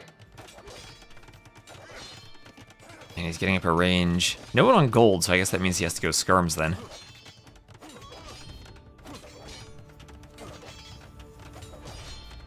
I'm literally in a bomb shelter, guys. I cannot go out. So this is why we sound like that.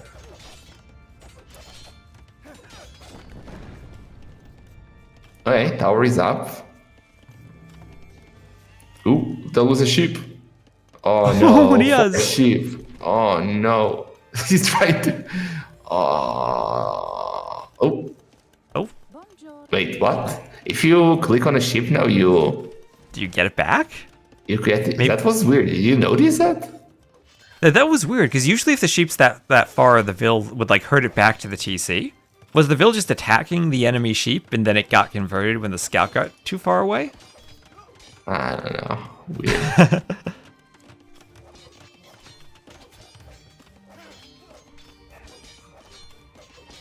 Okay, so I am scared for Viper's tower, though. It's still open. Kind of feel like he should maybe make 2 houses in front of it so Neo cannot rush it. Viper's doing archers actually and skirms. Okay, I thought he would just do. Well, he has both also. Yeah, I mean He's probably happy just to sit here and defend for a while and have a better eco. Question is then, maybe if Neas can ever get up and get some type of forward castle or siege in the castle age and pressure the TC right away, then it gets scary. Neo is getting some more stone, so he'll be able to do another tower. Where do you do it?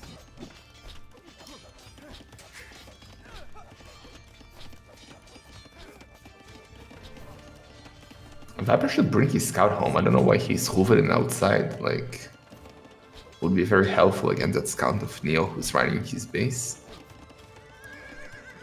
Oh, I think he's just relying on his quick walls to trap that. Maybe he's just thinking long term and eventually he wants to snipe monks with the scout.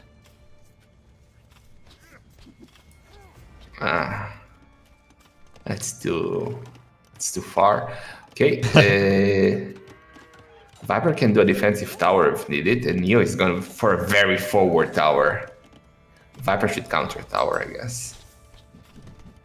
Well, it's right near the gate, so Viper can just open the gate and fight if he wants to. Or, what if he sends one villager from outside and traps him with another gate? Yeah, tower denied. Yeah, and he'll finish that tower. He wants it on the stone anyway.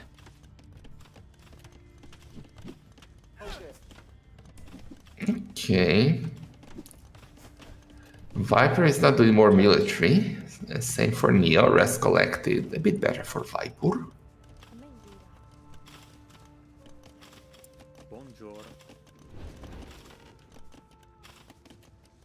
Same number of farmers, basically. So looking even at the moment.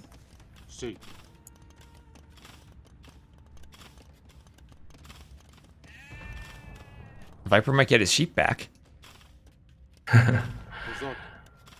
Where is he going with those villagers? Yeah, go back. Wheelbarrow for Viper. Oh boy. Neo all this time without Bloom. Really? Oh, Viper can snipe that. Or not anymore. No, she will get Bloom. That villager on the edge. Yeah. Still low on Bloom HP just in though. time. Oh, got her. Nice snipe. Okay.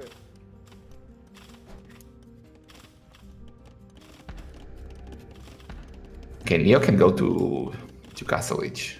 He's doing a market now. He'll buy some food. Neurons activated. Sell stone. Sell wood.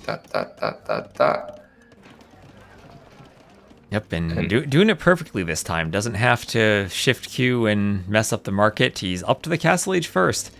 And this is what I was saying. Viper's got to be very worried.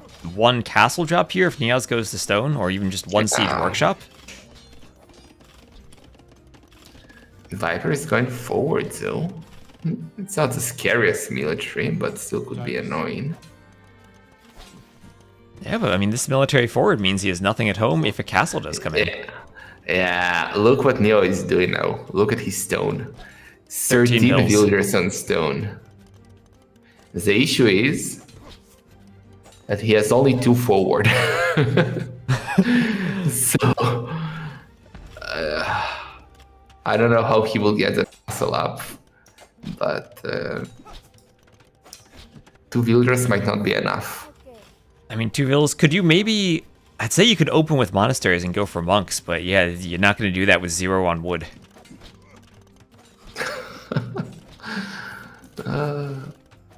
Viper is about to go up, so he's... Oh, Neo will try to go now. Viper needs to spot that. That's a great move by Neo. How many villas is that? 15 villagers. And the Viper good thing for doesn't Neo see. is he sees where Viper's scout is because of that gate. So he knows that Viper won't be able to spot this. Oh, Viper is going back. No. Scout. Viper. Oh, he might spot it. He might spot it. It will be so important. Oh, he can see it. He can see it. That's huge. He's up to castle. Viper needs to block. He realized. He needs to block. Oh, nice gate. Nice gate. Gate? Oh. He can wall the passage with a gate. That's a narrow wood line. He can stop the army. Yeah, look what Viper is doing. He's blocking the area with buildings. That's exactly what he needed. That's exactly what he... But there is still space. Like, Neo can still find a good spot between the stay. Exactly there. Oh no, Viper. Not under the Oh, but tower, though. Not under the It's in range of tower. the tower. Okay. This could become interesting. The archers from the rear, but there are skirms there. Viper's gonna lose his army. Viper's in trouble. He can't stop this. Well, he will do a counter castle, I guess. His economy is better, much better. And if he just goes for a castle in front of his TC and rams, I think he takes it down without losing it. I think so too. That's exactly what he's doing, double siege workshop. That's his only play here, because Neo should be going for petards. Viper should also wall between the range and the castle with Stonewall. Yeah, I feel like this castle actually should have been like directly in front of the TC. Like the vills stand underneath the TC when they construct it. Yeah, but he was scared he will not get it up, that Neo will get Botkin or so. I guess so. Yeah, because here now with Bodkin, I think he basically covers all but a tiny area of repair, of where the repair vills could sit for Neas. So both with rams, both with castles, and petards. I'm also a pleb. I saw that double siege workshop from Viper, but he's getting he got university actually, and he's getting masonry. So how many petards is that with masonry? Is it 6 then instead of 5 for a TC? 6, I guess 6, yes. And you will need way more because you also need to go through a gate. You have a castle shooting at you, so it could be really dangerous.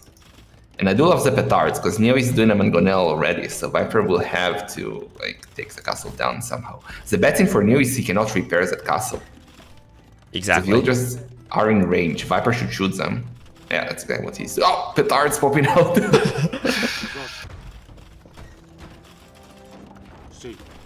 Ooh.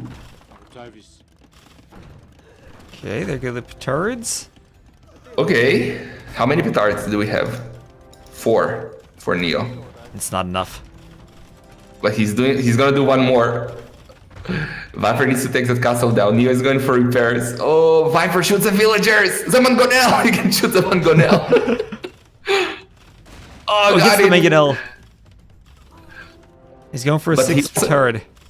He also needs to go through a gate, so I don't think he will have enough. Let's see, Neo is coming. Neo is coming. This is all in.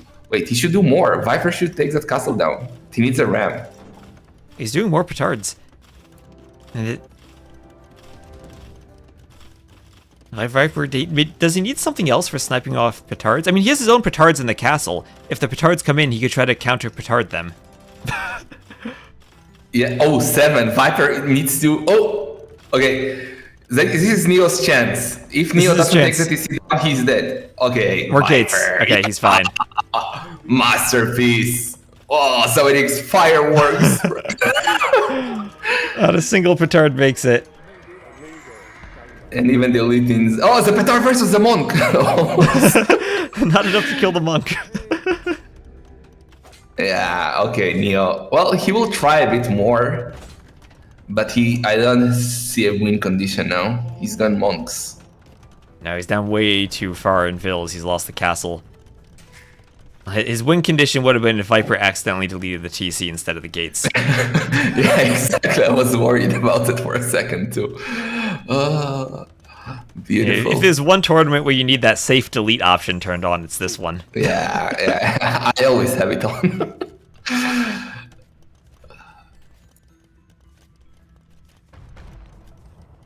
Viper needs devotion now.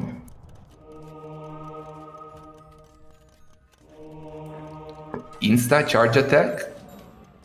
Ooh, only 1 conversion, all the monks are dead. Yeah. Oh, nice quick balls.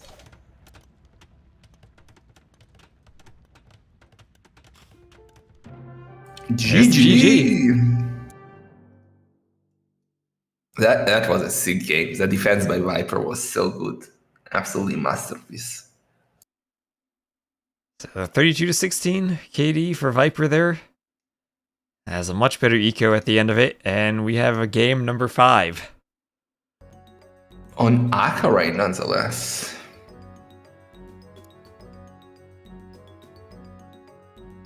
Yeah, that ties it 2-2. And he'll win Hideout with the Burgundians over the Burmese. So then, what is the civ composition for this map? Spanish or Mongols for Neas? Bohemians or Saracens for Viper? Now, Bohemians are Viper's first pick. I mean, it has to be Spanish for Neos. That's even so. Mongols can be really good too, you know. But I think like you pick Spanish as your second pick, you have to use them. And the question is for Viper, like wagons are not good. I think for Acaray. I would agree for that. I would, though, think that Mongols are, with Mengadai, would be a really hard counter to Bohemians against the wagons.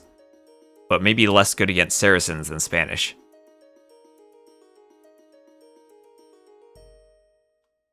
I think Viper has to go Saracens here.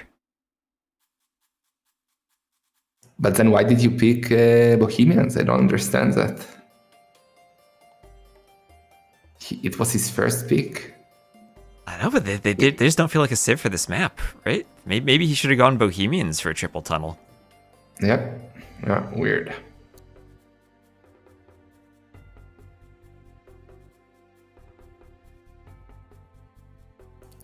Okay, they are in. Let's find out. Oh no, it is Bohemians. Is Bohemians Spanish? Okay. How do conks do against Hussite wagons? I'd imagine the conks would win, if only because they don't have to take the fight and they're much more mobile. Yeah, they have some ability. I feel like it's a weird pick by Viper, but also Neo can go for something that we saw quite often, that you just go for a very fast castle and you just drop a castle before you can get enough wagons to do anything. Yeah, and I mean, monks are usually pretty good against Hussite wagons when you get Redemption, and Spanish could even do Inquisition there. Imagine Neas just goes Inquisition missionaries. That would be something.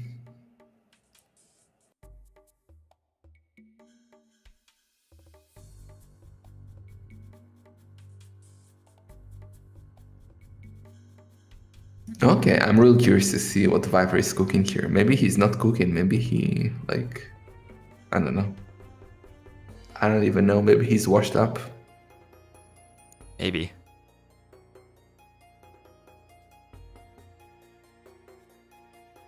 Because you don't really have options on Acaray. It's either unique units or petard rush or castle drop. And Spanish are better, like, for all of that. Yeah, I would think so. I've not really seen a game actually go much longer than a very sudden unique unit fight that one player eventually gets an advantage on, or there's a petard snipe. Yeah, I think the longest one we have seen is actually in the show match between Yo and Doubt. It was a very long one with war wagons against Rotten Archers. What if they both just mind game and Viper just goes pure Bohemian monks? I mean, that could be good before we got the game ruined by devotion, but now with devotion, monks are bad. Okay, at least no antagonist moves here, and both picked up their castles.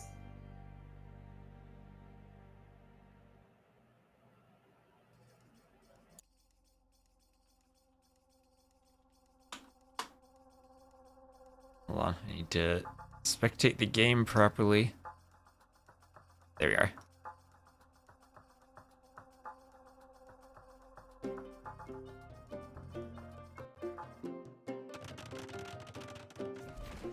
I really don't know what the plan of Viper is. I'm so curious to find out.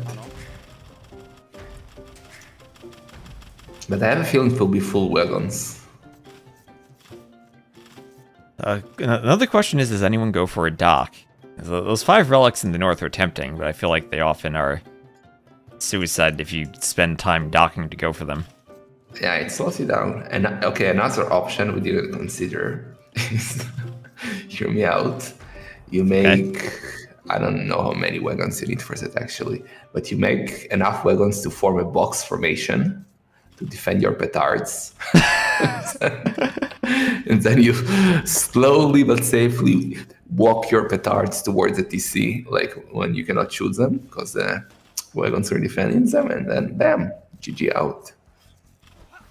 That actually sounds amazing. I don't think they don't stop 100% of the damage though, right? It's only a fraction of it. Yeah, they reduce damage. They don't make them invulnerable. If they did, that would be a perfect strategy. You just drive a box of Hussite wagons and petards right under the TC and leave them there for a few minutes to taunt, and then explode.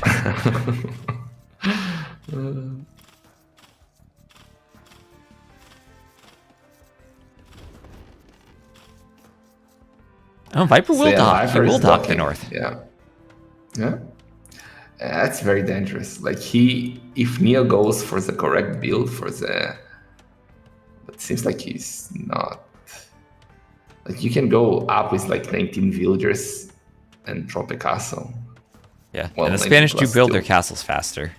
Yeah. Not like Sicilian speed, but it's what 20% or 30% for all their buildings. So hard to stop that. Yeah, Viper needs to be fast. Also, the dock for Viper is going to be when his unique unit is wood and gold. It's not like he's getting fish that are going to power the unique units. I guess then he doesn't need Vils under the TC on food, but that's risky not having Vils under the TC on sudden death. Yeah. Also, Viper, 2 houses. Oh yeah. 2 houses. You see? Pleb, dude. Old Viper wouldn't do 2 houses. No, old Viper would never do those houses. Or rather, young Viper would never do those houses.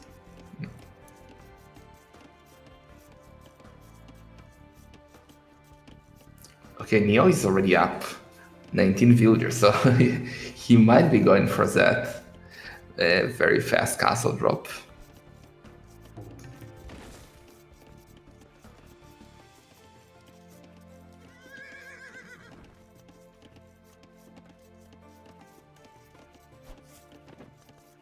Jsem připraven. I'm worried for Viper. I mean, Neo is playing amazing, but He's up a minute he's faster. 50. Yeah, 50 seconds.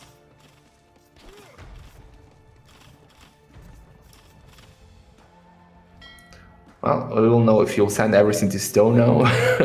It's gonna be all in push. I guess the risky thing would, for Neas, as much as it maybe feels like the safe play, just go unique unit, is Conquistador versus Hussite Wagon. Feels like at least in the straight up fight, maybe the Hussite Wagon would have an advantage. Maybe they go back and get healed. Not just a flimsy unit that gets sniped off by conks. But they're so slow. And one Magonel counters them, so also... Yeah, we saw that. I think it was with Jordan with the Portuguese. One Mangonel countered the organ gun push. Yeah. Okay, Neo cannot afford a blacksmith, but he's Spanish. He will do it in no time, getting loom. Yeah, I think he will switch everything to stone. And with Viper going for the dock, I think that's the play on this map, right? I guess he hasn't scouted that dock, but this is just the blind counter to the slower up dock build, and he'll have seen the uptiming now. Yeah, Neo is up. Actually sold a stone. So maybe he's not going on stone. Maybe he's just going conquistadors. And I'm not sure how I feel about that. It might be too fast. Unless he can, like, get a lot of villagers early on. Ano. Viper doesn't have Viper loom. no Okay, he's loom. doing it now. He's gonna lose a Vil. Viper! Oh no. He can Another lose one? 2 Vils. Připraven. Oh no. Oh Vills? no, disaster. Not a sudden, but still a disaster. 2 Vills down.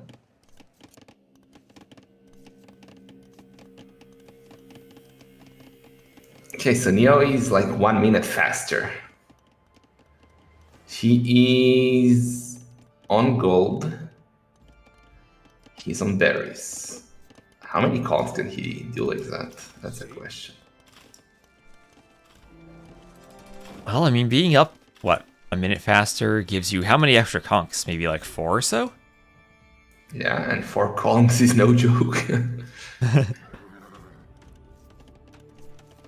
Yeah, that's the thing. With 2 castles, the uptiming difference matters more than it does on any other map. You get the unique units out right away, and all of a sudden you have a huge army advantage with an extremely powerful unit.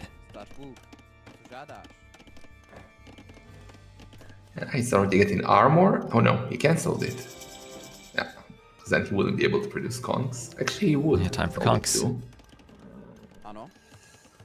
How is Viper going to stop that? He has no stone for a defensive tower. Defensive tower between gold and wood could have been decent.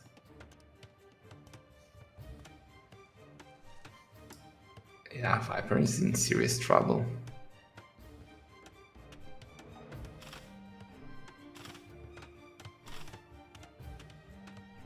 Conks are coming. Neas might lose the scout. He's got 4 HP left. Here come the conks. Viper's Vills are out on the berries. Monastery now. Wagons are coming. Viper is abandoning everything. He has to. He has to. Zdáš Bůh. It's already 3 villagers down. 4. Oh. Oh boy. Yeah, Neo is playing amazing. Jsem připraven. Yeah, well, now we have the Hussite wagons. 160 hit points. But how do they do against conks? I think the Kongs do better. And oof, Neo is just destroying. He's just going Vills. 7 Vill kills. I really think he should have gone for Saracens here. I do too. I do too. At least Mamluks can force the conks away much better. Oh, and the monk dead. No, oh, this is horrible for Viper. Oh, Conk's gonna get on the gold. Viper has no win income. Zdáš Bůh. Yeah. Losing everything. Yeah, this is rough. Neo is doing so good, microing so well. He was fast enough. Ano. He already killed 10 villagers. Zdáš Bůh. Viper has no gold, Zdáš Bůh. no food, no wood. No wood. He can't do anything. All he has are the fishing ships.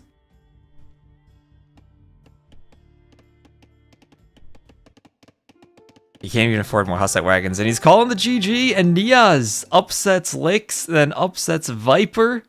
He will go on to the round of Damn. 16. Viper eliminated in the round of 32. Keeps on A giving. doubt-like performance from Viper, I guess. And he's out. What a great series by Neo. Viper played really well too, but I think what decided was a weird thief choice for Akarai. I don't know what he was planning, but I really feel like Saracens would have been so much better here. Yeah, I mean, I think I'd still even favor Spanish over Saracens, but at Yeah, least for Saracens sure. give you a unique unit that can dance around against the Conquistadors. I don't really know what Bohemians can do in this matchup. Yeah. And I mean, also just the build, right? Neas went for skipping the dock, and Viper didn't, and that just put him at a huge timing disadvantage against the Conks when he wasn't fully walled against them. Yeah. And the upsets are coming and coming. That's the beauty of sudden death, right? Unlike standard settings, it's much easier to pull these upsets. Like the options for winning games are way more versatile. So keep on piling those upsets. Yeah, and also the build orders for some of the maps, like Akure, you can practice them and out-strategize a bit. Yeah, on Akara we have seen 15 plus players beating, well, not sure 15 plus, but 17 plus beating 25 plus. So, so Neo can definitely beat Viper. You've seen 15 Vills beating 50 Vills. Yeah, yeah. So yeah, that's it for today. We have 2 final sets of round of 32 tomorrow. Sipki versus Dudu. It's quite early. I'm not sure when. At 11 GMT. Will you be casting that, or is it too early for you? That's 7 a.m. That's probably too early for me. Yeah, I will be at the office, so I won't be casting that. And at 16 GMT, the final set would be sick. It's Velas versus Luis. Wallace Lewis, 16 GMT. That I will be casting. Me too. That'll be up in time for. Yeah, and next week we start a round of 16 as well, so we'll have 8 sets next week. We'll try to make them like 4 days of 2 sets each. We'll see how it will go. So yeah, that's it. Are you gonna keep on streaming? I am. I have some community events from the Cartographers that I've been sitting on the Rex, and I haven't had time to cast, and I'm going to finally cast them today. Okay, so I'm gonna send all my gluiters to you. So, Alright. Thanks for co-casting, It was a delight as always. All right, thanks for the co-cast, and I'll talk to you later. Sure. Bye-bye for now.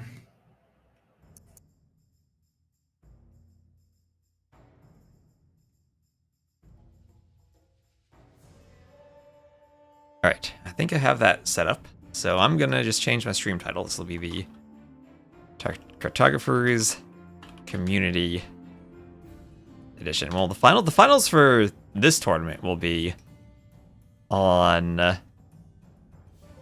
September 14th, Sunday, September 14th.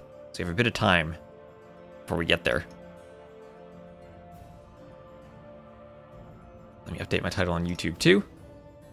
Neas the goat. Neas the goat. Oh, thank you on YouTube, Juan Perotti, for the redirect. It's called a redirect on YouTube. Thank you very much. And just give me a moment. I need to swap patches. This was played on the old patch. And go to my betas and go to the previous live. So previous patch, previous pathfinding.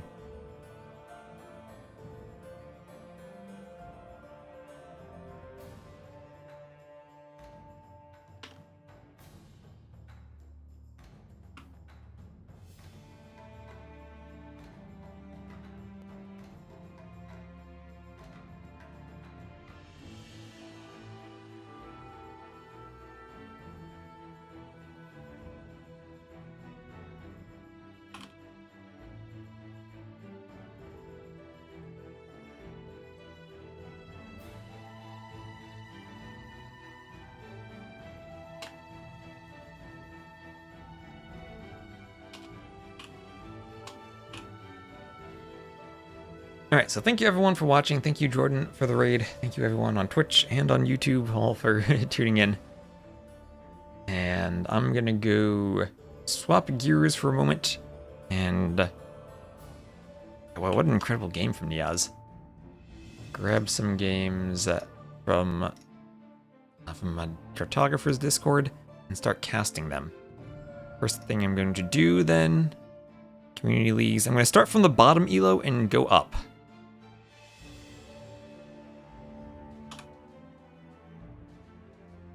And scout results.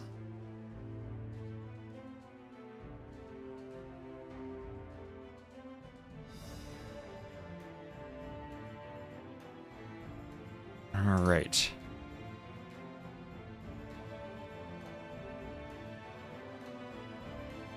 This will be a best of 5. And I'm going to get the Rex in my folder. And I don't think I have a draft overlay for this anymore. Let me check through my scenes.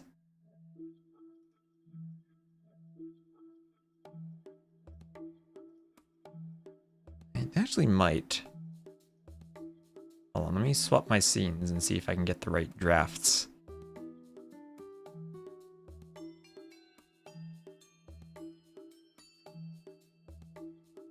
I think we actually can. Oh, we can. Good, I do have an overlay set up.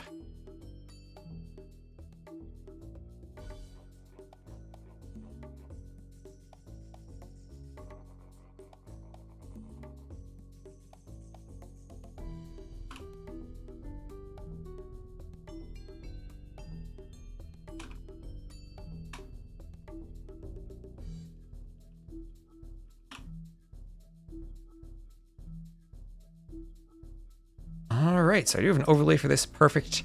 We're going to cast some sets from the Cartographers community leagues. We had, I think, 1, 2, 3, 4, 5, 6, 7, 8, 9, 10, 11 community leagues. I'm going to start from the lowest elo and work my way up. So thank you all for watching, and we're going to get through as many of these sets today as I can.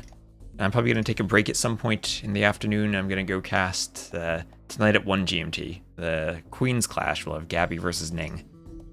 So lots of casting today.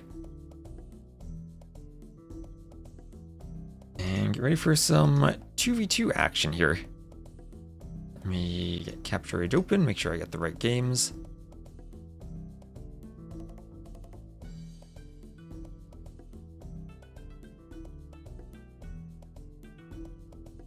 See if they're labeled. Oh gosh, they're labeled as game 1, 2, 3, and 4, but DE's menu is so big I can't see them. Right. Searching Capture Age, maybe. Capture Age isn't finding it. Let me rename some files real quick. Yeah, 18 plus stream for those fully exposed woodlines. What's the elo in Scout League? That is a good question. Is our base still around? This is the lowest elo, so we're going to start from the bottom and work our way up. And I think this is probably around 1100-ish, but this is the finals of the Scout League, so these players have been grinding.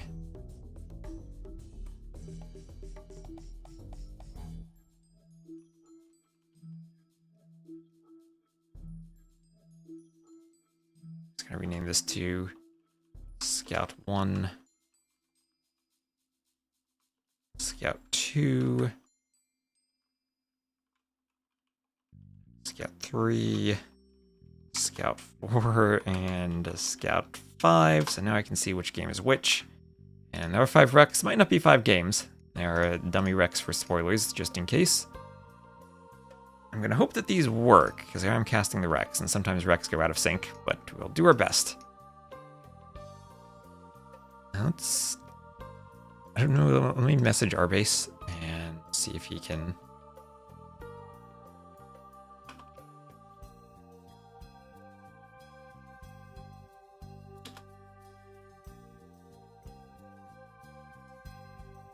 get me the elos. I guess they're in our spreadsheet somewhere.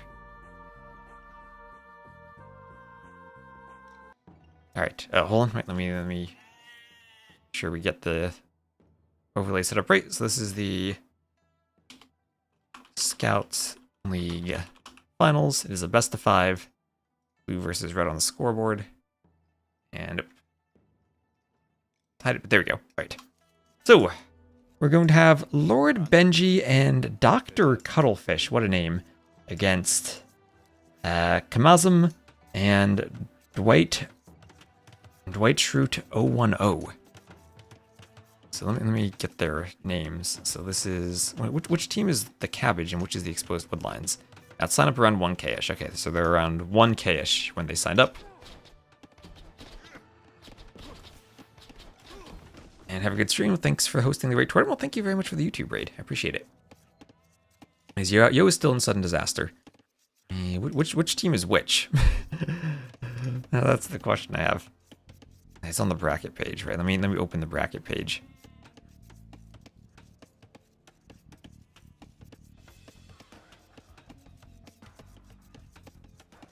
Important info and then brackets. Alright. Scout.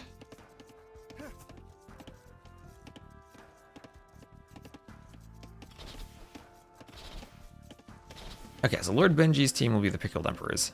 Got it. This is the, or... What did I write on the other scene? Pickled Emperors, and the other team will be the fully exposed Woodlines. What a name. Alright, now we're set up. Alright, so the map is Outcrop. I think I will maybe just speed up the Dark Ages just a bit, because these are wrecks and we have the ability to do that. We'll have Kamazam as the blue shoe on the front and Dwight Schrute as the green Persians in the back. I have Dr. Cuttlefish as the red Ethiopians on the front, and then Lord Benji as the yellow Magyars to the back. Everyone doing their own Dark Ages. Of course, this is 2v2 Outcrop where everyone is in a line. You have to venture down into the valleys below for more resources. Each player will have a mere 2 tiles of gold, and their starting base is no stone. Or 2 groups of 2 tiles of gold. So 4 tiles per player, 8 tiles per team. You can decide to share, but you do very quickly have to move out by early Castle Age, get down to the bottom. And fully exposed Woodline is the one with the Persians. Alright, perfect. We got the names set up. That's the hard part, getting the elos and the names of everyone when we have 11 different leagues. And okay, lots of walling from blue here. And now we have our first player up to feudal. And from the pocket, lots of walling. Maybe just wall to the edge, but I guess this is all the same. And let's see if we have a stable somewhere. From Dwight. I just realized there's an arrow there. It toggles both of them. And the arrow is in the same direction on both sides. Alright, so barracks there from blue, Kamazam, and then stable in the back from Dwight. So just what you'd expect to see on this map. Barracks, stable, and then over here we'll have Lord Benji up, and not getting the stable just yet, just doing the barracks. And oh, with more forward for the stable. Kind of awkwardly placed in the wood line, but we'll have it forward on the side. And on the same side, we'll have the barracks and then likely 2 ranges coming up from Dr. Cuttlefish. Long distance taking some of the berries there. As the Ethiopians might not want to invest into the mill right away, might just want to save the wood for the ranges. This is definitely where the flanks, I think, are really hard to play at this elo level, because it requires such a precise build order. And we'll have the archery range going up there for Dr. Cuttlefish, but I think this archery range positioning gives a lot of space for the archers to come forward and hit the gold there. Maybe Dr. Cuttlefish could have even taken this gold, left that one at the front, kind of the same way that Kamazam is doing, taking the back gold first. Oh, what is that Vil standing on the gate? And decides she wants a career as a door person instead of doing a gate, but will replace her job with a structure there. Yeah, a lot of Vil's walling. So again, this is the lowest elo league. We're going to see gameplay improve probably as we go through all of the finals for the higher and higher leagues. But I think it's also pretty interesting to see. We get a feel for the maps on how they play to different skill levels.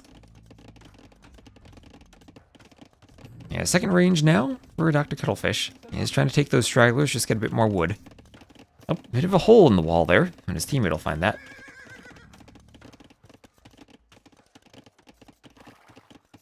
Right, Benji coming forward with the scouts, but right now, Dwight with that Persian's economy. Oh, look at those farms. Look at that perfect placement. 1100 elo, and the farms are better than T90 would ever place them. Right, perfectly an 8-tile grid around the TC. This is not a live match, so the dashboard won't give us the stats. Rudderless. But everyone here is around, I think probably around 1100 elo for the low league.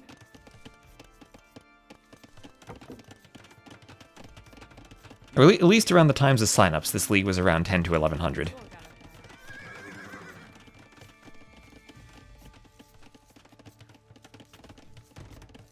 So Palisade Gate will go up.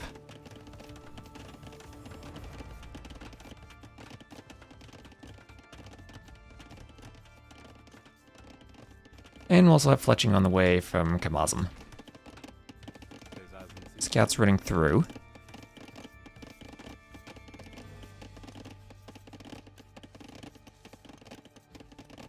Let me make sure I can see my YouTube chat too.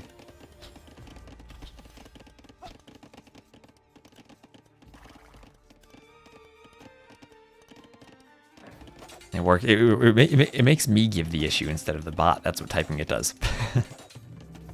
So we'll have a third range up from Kamazam, as he's going to keep walling.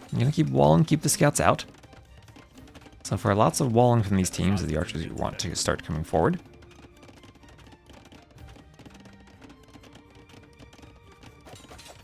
Scouts will hit the houses.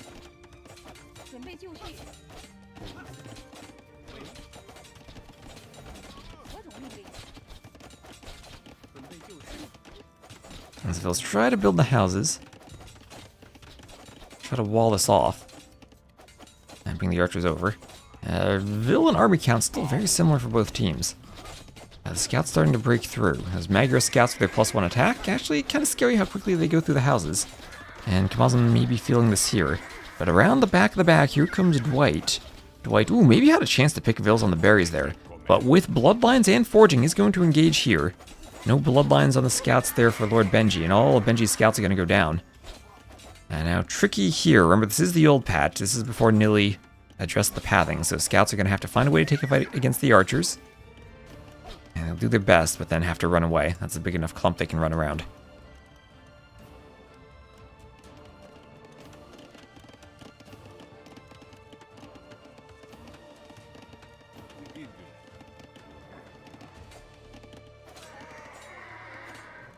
That's a lot of Vils on the berries. These scouts shouldn't be able to do too much damage as the archers come over.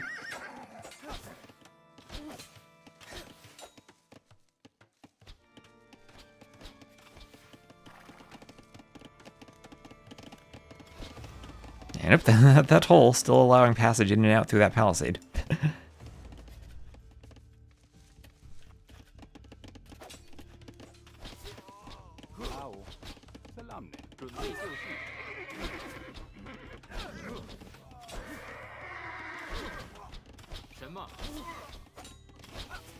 Scouts trying to hit the archers.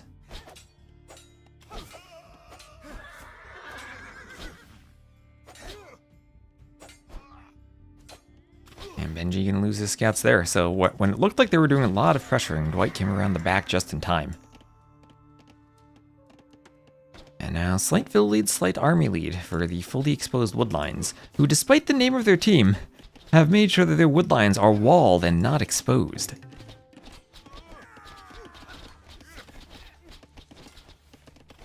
Archers hitting the scout as more archers come over.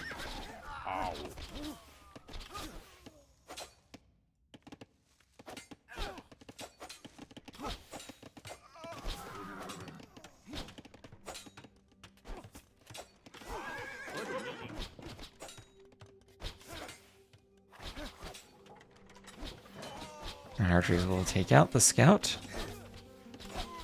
Or will they? With Benji still chasing? Archers need one more shot. 4 HP. 4 HP. Oh no, the scout will do it. They just wanted their scout to get the kill. Yeah, the name was a bait for the enemy team, right? They tried to go in, but they found the woodlines were fully walled. And Castle Age for both of these players. Castle Age on the way. Oh, some auto farm being used by Dr. Cuttlefish to place the farms. I saw that.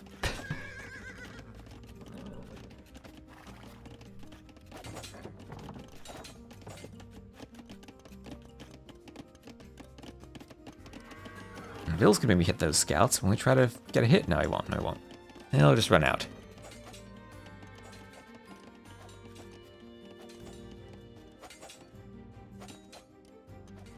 And great micro from Dwight to run back to the archers. One big scout fight here in the middle. The archers will start to take out some scouts.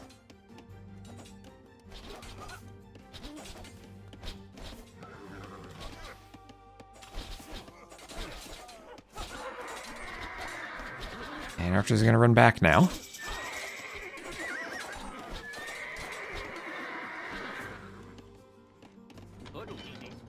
Run back and get to the middle. And the Bodkin crossbow on the way. 准备就绪。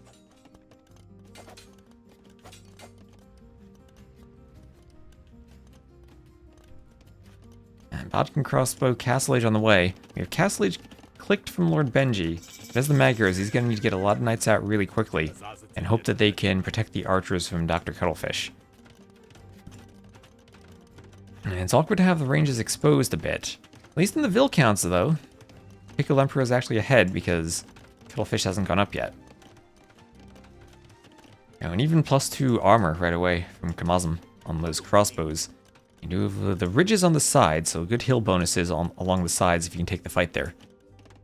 Yeah, but Dr. Cuttlefish just clicking up now. And honestly, I gotta say, 1100 elo, clicking up even around like 22 minutes when you have this many archers, that's a really nice... that's a really nice gameplay. 准备就绪。 And these players obviously, I think that's always the interesting thing when you get to the lower leagues, is how much do the players actually practice and improve since they sign up. 准备就绪。 And here we have a well-oiled machine from Dwight and Kamazam.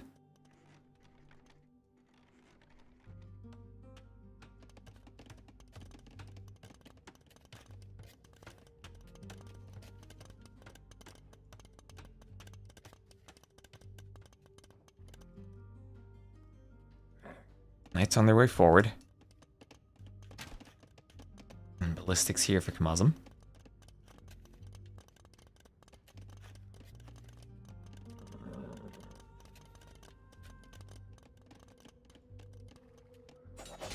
In the rear, ooh, Light Cav getting on the wood line, right? Light Cav getting on the wood line from Lord Benji. Lord Benji getting into the base, making a bit of a sneak attack. And ooh, that is a lot of Vils going down. Okay, that's 1, 2, 3, 4, 5, 6, 7 dead Vils. From the Light Cav, that wall won't go up because of the Vils, because of the farming space. And okay, these wood lines living up to the name of the team now. Fully exposed to these Light Cav raids. Okay, now Pickle Emperor is coming up in score, and because of those raids now, this team's trying to react, but that's going to leave this huge army now to reach the Castle Age for Dr. Cuttlefish without having gone through any type of fight or loss before the upgrades come in. Immediate Thumbring too, crossbow. Thumbring before Bodkin, interesting. You got, I guess Bodkin may be easier to slip in eventually. Now though, you gotta play the map. Now you gotta start playing the map as your gold's gonna be running out. And you have to get to the outside. And here we're gonna have a 1 Vil TC from Kamazam and a TC Foundation. At least Dwight is dreaming of the TC. Oh, dreaming with 16 villagers.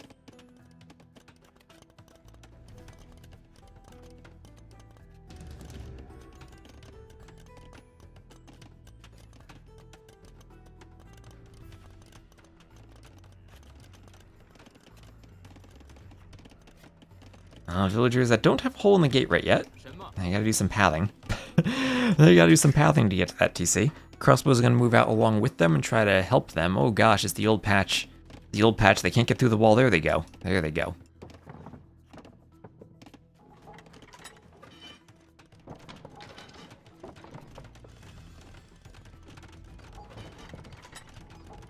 There they go. They'll try to get the TC up. Marville's on the side from Lord Benji doing the workshop.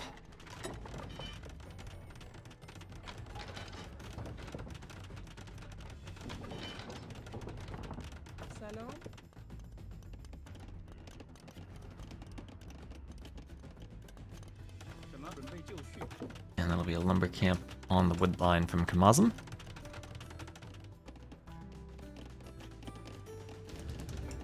And a workshop going up for Cuttlefish.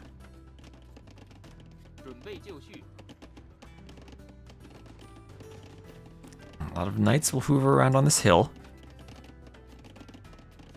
And, ooh, this could be dangerous if that tree is chopped and there's an overchop here. Oh, that tree only 26 wood left.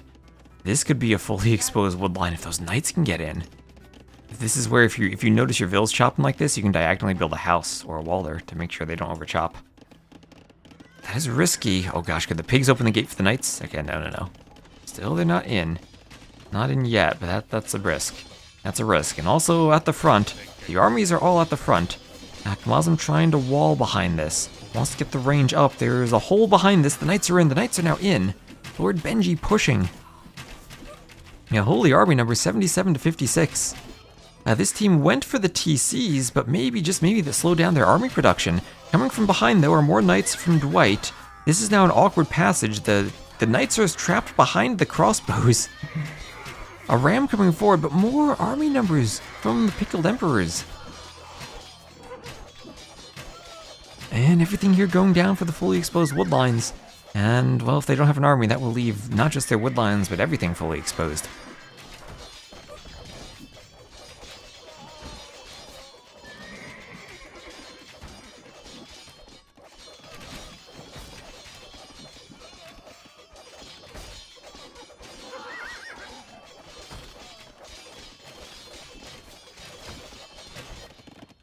Okay, this woodline is exposed. The knight's not going to run in, though. And we're down to 22 military only. They've lost everything. 22 military, and now their outside TCs are being raided. That has to be garrisoned. And Green's 15 knights, they were still hoovering around. The knights couldn't break through these walls out here. Couldn't break through even with the overchop, and now they're engaging, but too late. A bit too late to be helpful in the fight. Everything here gonna go down. At least they're getting the numbers down into the 40s or so from the Pickled Emperors. And if they run out of gold, maybe they could have trouble replacing. That's still a good number of crossbows alive for Cuttlefish.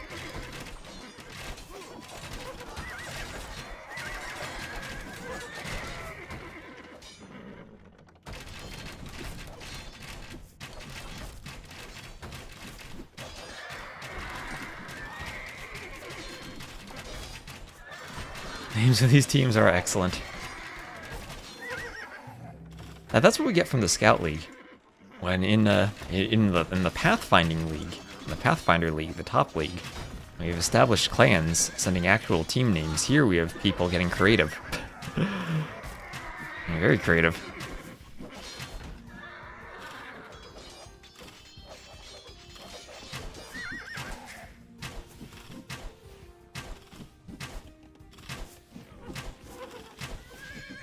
And there's the GG, and Pickled Emperors, they'll take game number 1.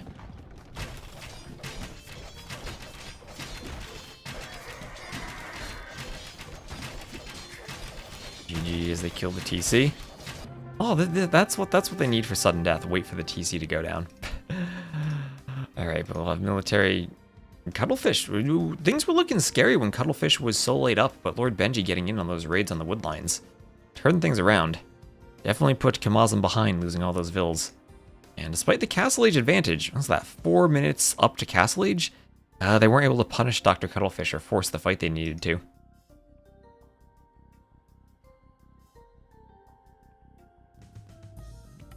Tab out there.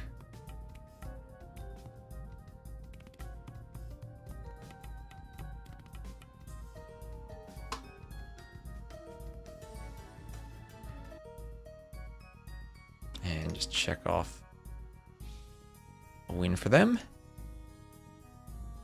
For the maps, they will have won game number 1 on Outcrop.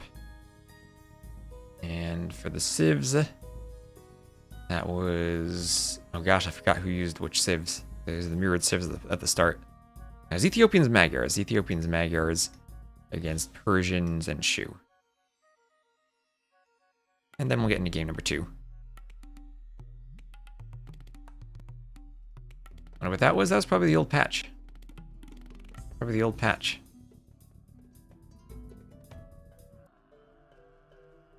Again, since Sudden Disaster started, I've been backed up, haven't gotten to cast these. And now we will have Stranded. Alright, so Vietnamese for Dr. Cuttlefish and Huns for Lord Benji. That feels like 2 amazing civs for Stranded. Vietnamese, just great nomad civs, because you'll see exactly where your enemy's TCs are once they go up. And then Huns, because you start with your Hunnic Horse. Does that show up on the scoreboard? Nope, there it is. Now you get the Hunnic Horse. And you can run around, grab all the water buffaloes, get all the scouting you could possibly want.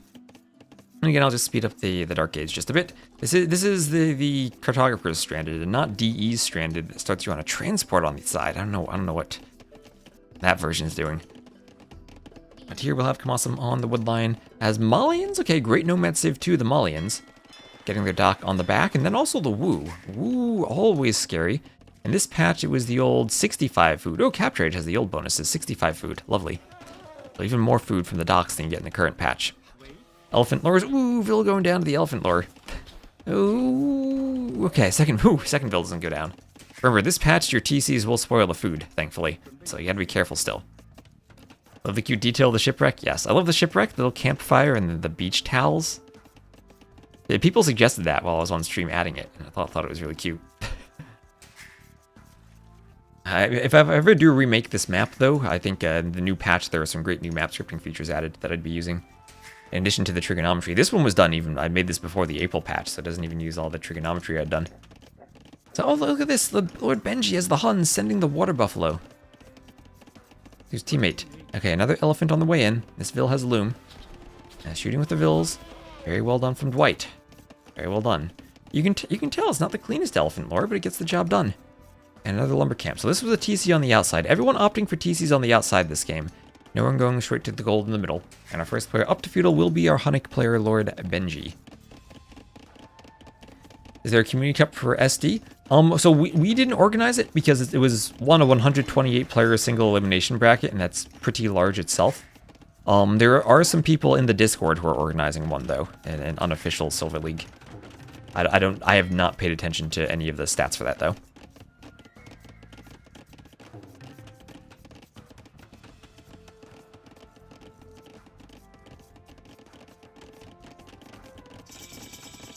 So there's Lord Benji up to feudal, and it'll be a stable. Don't see anything from the dock, not yet. And feudal from both the other players too.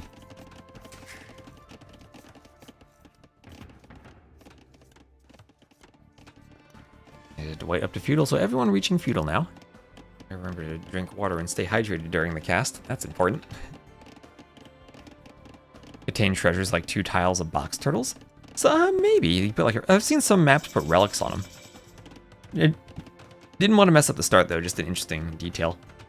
Helps give the map stranded and make it live up to its name.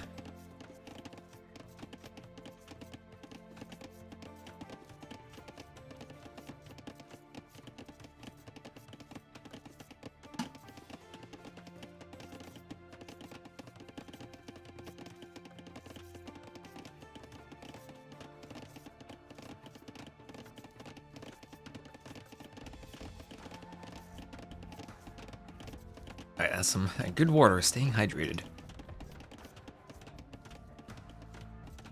So, tower on the gold there for Dr. Cuttlefish. More villas going over to the gold. Yeah, no water activity, no fire galleys going forward. No water activity besides the fish. And some scouts get into that wood line, but this wood line is not exposed at all. Right underneath the TC. Although hoover around a bit longer, and maybe all the trees actually do get chopped.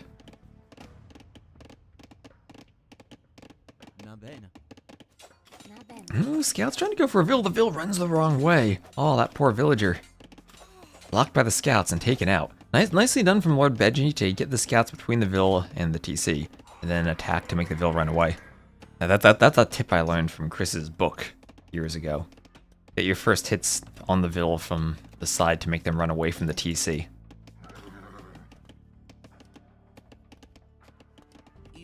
Villes on the gold are safe so far. So Vietnamese Huns, Malians Wu. Guess it makes sense you have a Cav Civ and then an Archer Civ for each of them.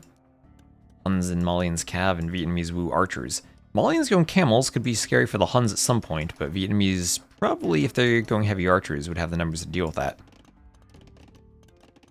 And still everyone just fishing, so we have 9 fishing ships from red and from blue.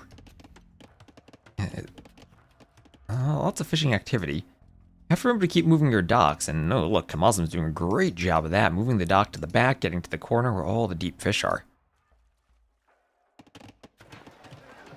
And marketeer from Benji. Benji not risking the rhino, or not even risking the nearby rhino. Nope, scouts getting in, but just like the other wood line, this is not exposed. There's double bit axe on the way and gold mining on the way from Lord Benji.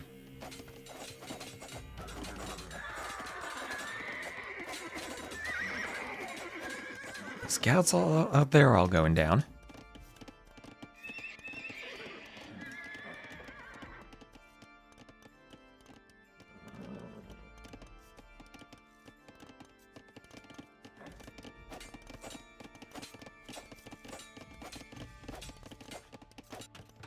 Beating bad.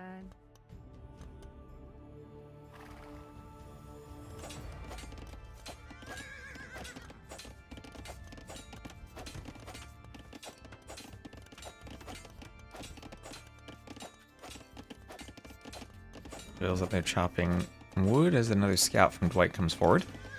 Maybe find a couple of scouts there on the palisade.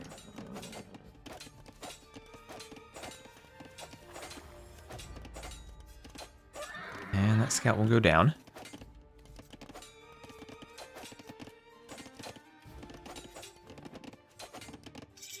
And over here, ooh, that's a lot of scouts. That's a lot of scouts from Dwight.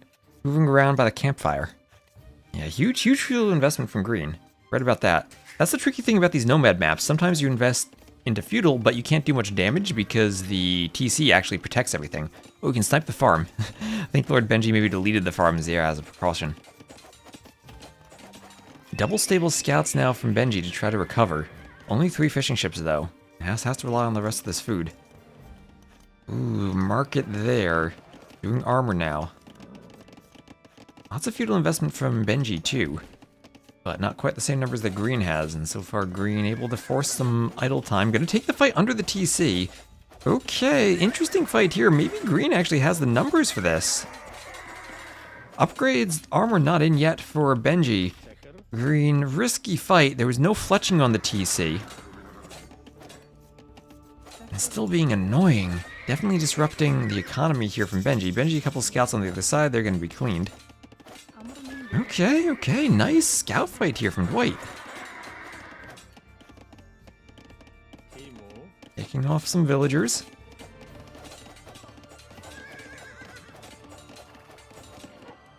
Alright, scouts going down.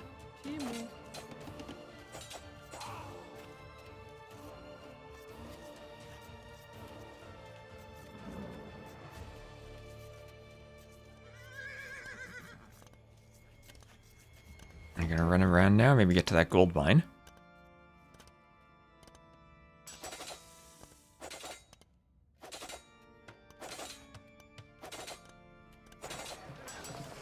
Over the market and the blacksmith. Beating bad.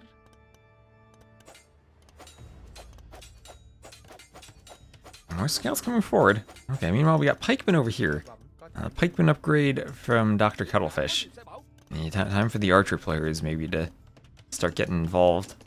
And right on cue. Oh, not an archer player, a knight player. Actually, I was saying Wu would be maybe the archer civ, but no. I guess Malians could be an archer civ too.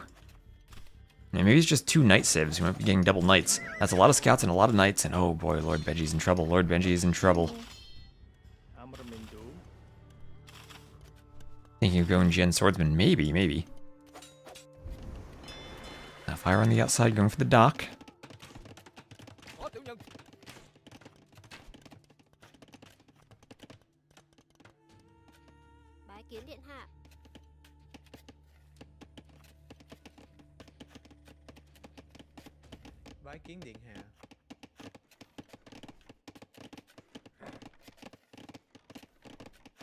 Scout there still running around. On the outside, fireship fight. Ooh, this might be a fireship fight where they both destroy each other. I love watching these. Absolutely love this. And do they both destroy each other? Ooh, no, 2 HP left for Kamazam. Got the attack in early enough. Alright, so Castle Age on the way from Lord Benji. Somehow Lord Benji has managed to click up. Somehow. Was there any slinging involved? No slinging. He just manages to go up. Now Dr. Cuttlefish comes over with some crossbows, able to defend him. Those farms are far from the TC. Looks like the knights did come over to try to hit Cuttlefish. But Cuttlefish with a lot of pikemen, that early pikeman investment paying off for Cuttlefish. Can't lose a Vil though. Ooh, okay.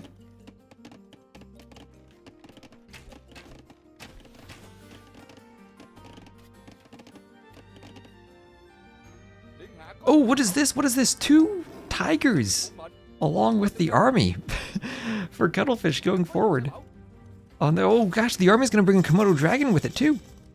Yes, all 3 wild animals. Yes. Oh, let's go. They can't pathfind to anything. Nilly needs to fix that. Okay, there they go. Chasing the pikemen. Komodo in the back. Fighting the crossbow. They're gonna force the Vills to retreat. Tiger is still being aggressive. Still being aggressive going for the pikemen. Pikemen too much HP though. Scouts will be threatening here to the Vills. And Dwight has to run back to the TC. Again, this team has a score lead, but it feels like, ooh, I mean 20 Vil lead. It feels like somehow Lord Benji and Dr. Cuttlefish have managed to survive. And Benji now needs to get to wood in the middle. This wood line is running out, or at least wood back here somewhere. Another TC, so that's 1, 2, 3 TCs for Kamazam. You know, sometimes I've seen on Stranded, you add in 3 TCs and it's an overinvestment into eco that you can't turn into army properly. But yeah, whoever thought Jin Swordsman, you were absolutely right. Here they come. Here they come.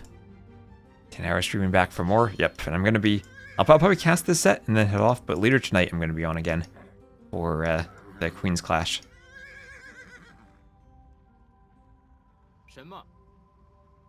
They definitely do want to cast Gabby versus Ning. I gotta make sure I save my voice for that.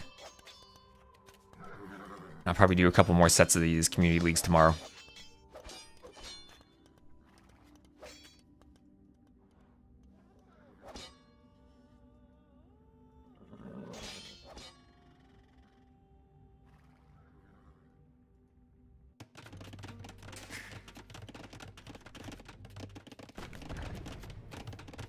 Lumber camp there, being deleted for farming space.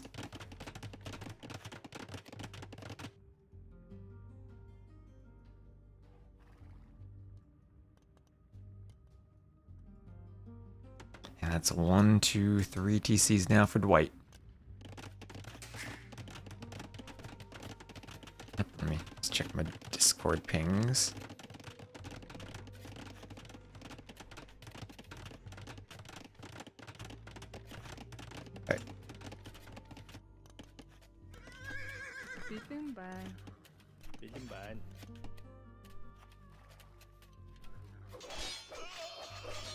Okay, Knight's killing Vills.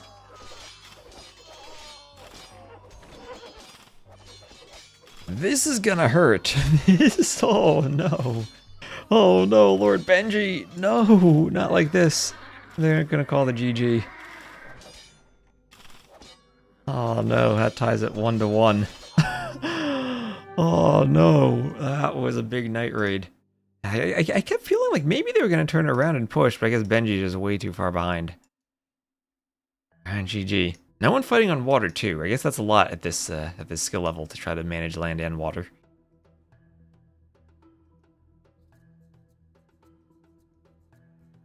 Good night.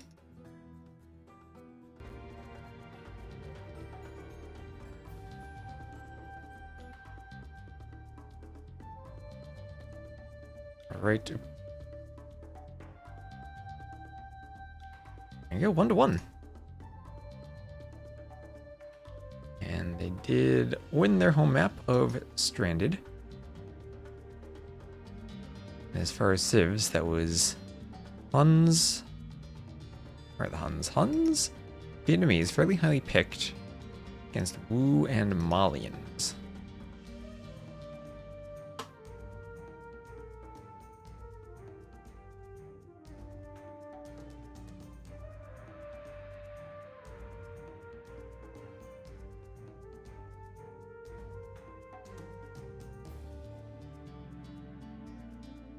Let me message.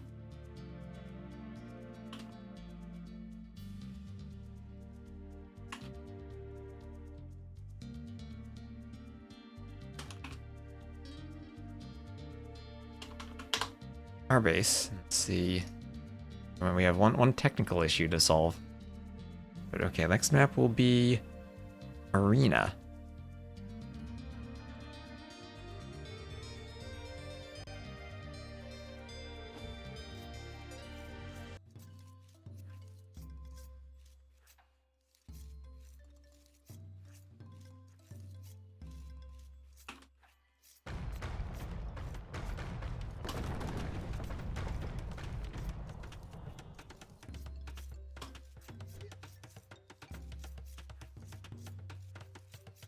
Alright, technical issue resolved. So we will now have Arena. We'll have Benji as the Way and Cuttlefish as the Bohemians. against Kamazam as the Khmer, and white as the Berbers. An arena. I love arena. This arena has given us so many great games throughout Cartographers. So, hope you all like arena, as here we go. I have the scout pushing a couple of deer.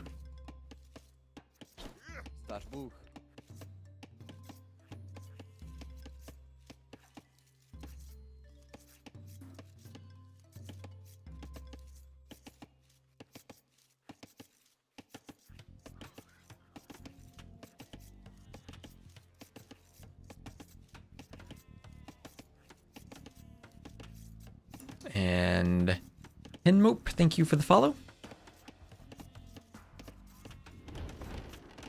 I have a mill going up for cuttlefish. And some pigs and sheep might come in towards the TC there. Loom on the way. Ooh, loom for cuttlefish. We might see something aggressive here. Okay, okay. And hello, T-Shop on YouTube. How you doing?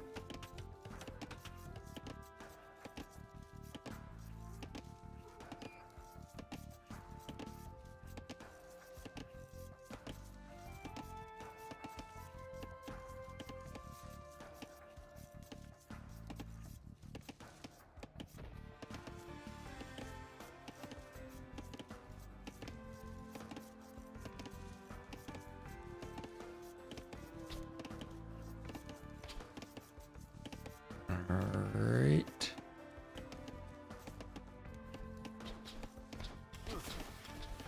So yes, arena with many eyes indeed, because it is the real arena with 1,800 HP walls. Not gonna have any of those silly tower rushes over here. We did have Benji deleting his back walls, but gotta be careful because I have seen deleting the back walls lead to some catastrophe. I have seen back walls be very useful, especially on this map. You have lots of space back there you can run to if you get pushed. Deleting them might lead to a very sudden disaster. Let's see, I guess I can speed this up just a bit.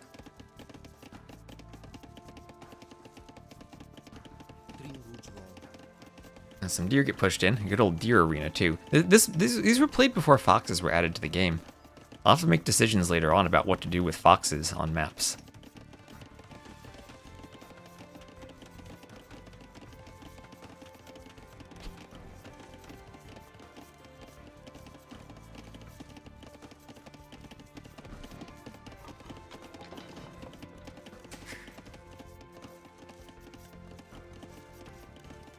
So, kind of an awkward mining camp there for Kamazam, but also kind of an awkwardly shaped goal to place a mining camp on. I would have actually maybe put the camp one tile forward and then gotten some villas there and on surrounding both sides. So Benji up to feudal, cuttlefish up to feudal. The way. Now in the current patch the Xianbei Raiders are insane, but this is the patch where they weren't quite as updated as they are now. Khmer and Berbers feels just like you can go for some type of aggressive push with the Khmer maybe, and then flood knights with the Berbers. Flood camels even.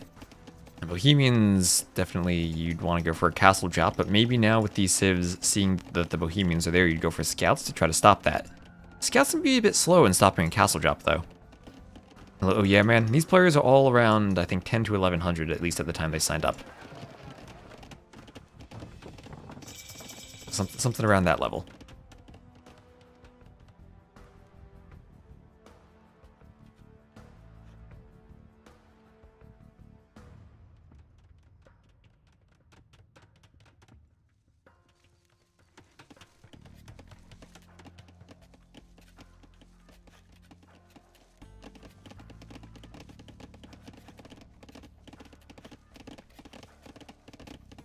Castle Age there on the way for both players on this team. I'll let Benji and Dr. Cuttlefish a bit slower for clicking up. Gonna have a market in the back. Well, that's a lot of vills on stones. This could be a castle. But I still wonder what the way are gonna end up doing. So stronger eco here, I think. So scouts, scouts from Kamazam. That's gonna try to keep the castle back instead of forward.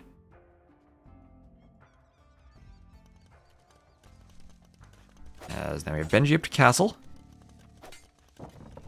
I guess as we'll have the TC added in, we can maybe start going to normal speed. Scouts coming out. Yeah, TC back there between the woodline and the gold. After all the sudden death we've casted, it is weird seeing a second TC added in, but there we go.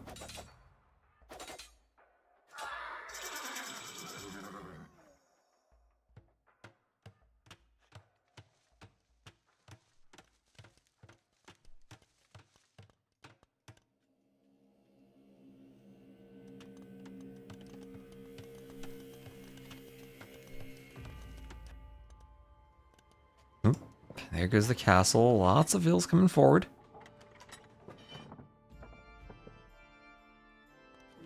Vills going for. Oh gosh, that castle's gonna secure 5 stones almost. Oh, that is a castle from Dwight.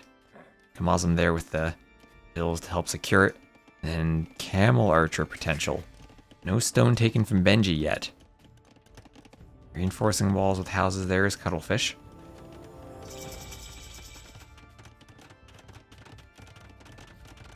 So, castle going up. And no stopping that castle. And being so far forward on this... Oh gosh, you can't TC that with the castle there. Maybe you could TC the backside. But this is tricky now. Doing 2 more TCs in the back against potential camel archers. And I guess you have to go monk defense. Oh, what is this? 1, 2, 3, 4 TC. Lord Benji with the way wanted to boom, and boom hard. But okay, that's going to be hard with the castle in your face. And potential scouts that can hoover. Vill's going to try to find something. That's 15 vills forward. I'm afraid the boom might not work. Eco upgrades for the extra vills. Loom coming in. At least Benji knows to do loom. Walls in the back deleted. There's another castle between the gold and the wood line. Castle going up for Cuttlefish.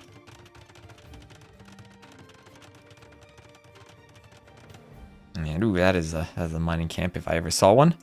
For Dwight, I moved it a tile over, but I guess this is fine. 3 tiles, you'll surround it anyway.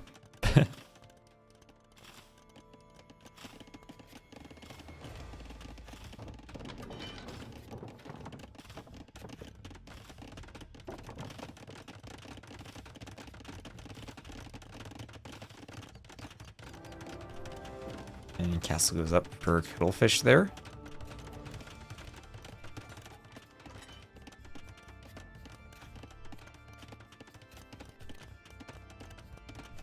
I have Loom and Light Cab on the way there from Kamazam.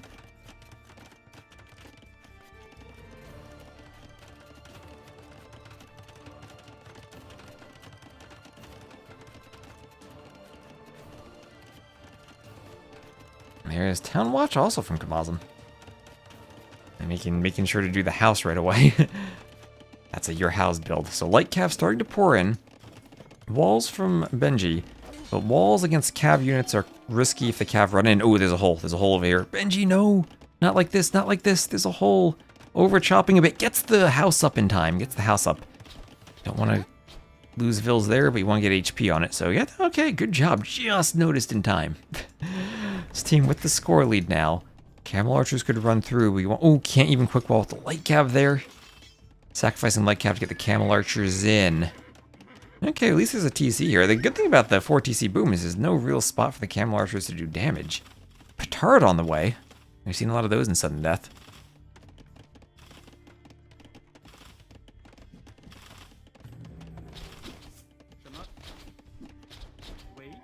Camel archers going for the vills and the skirm.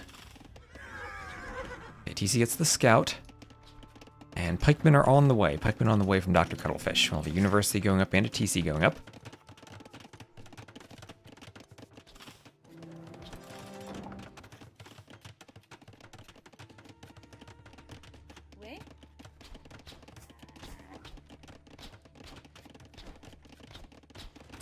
Best of 5, yes.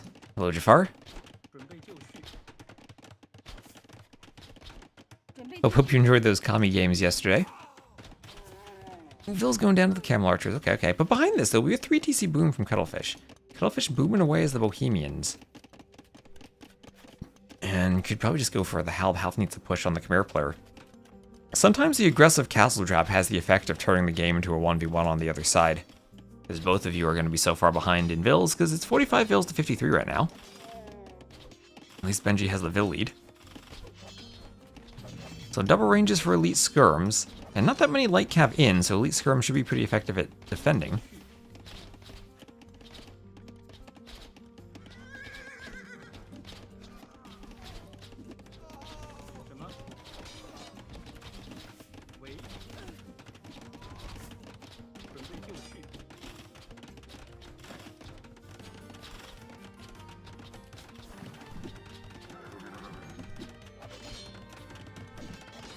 Very fun with a little stress. Well, sudden death always has a little stress.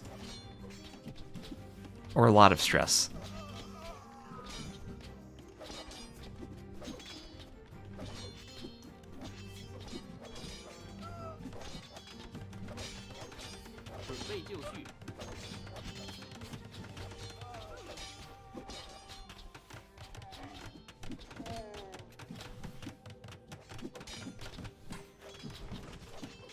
And if there's a second castle drop incoming. Looking at the stone, unless he's placed it, no. Oh, and here comes some Hussite wagons over from Cuttlefish to try to help Benji out. Skirm's doing some work on the camel archers, a spear there to deal with light cav. And mostly getting cleaned, but then so did most of the camel archers. And the vill counts between the two teams still dead even. Okay, still we're dead even.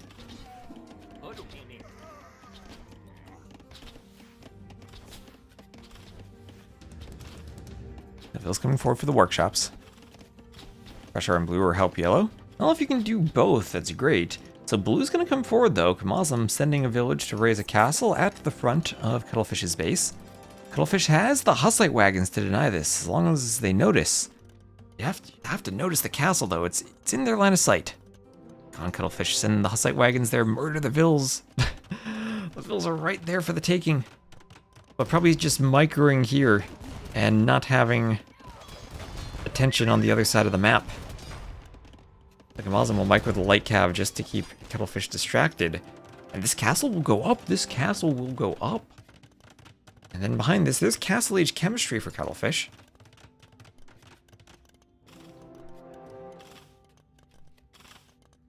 And Hussite wagons are being trained. They'll be on their way out soon. So have a mining camp in the back there on the stone for Kamazam.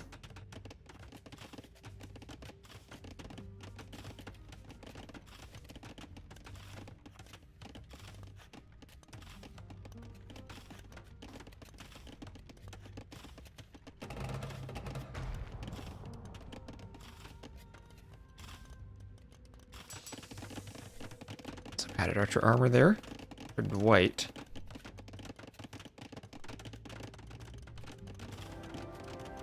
Their castle on the way up for Cuttlefish.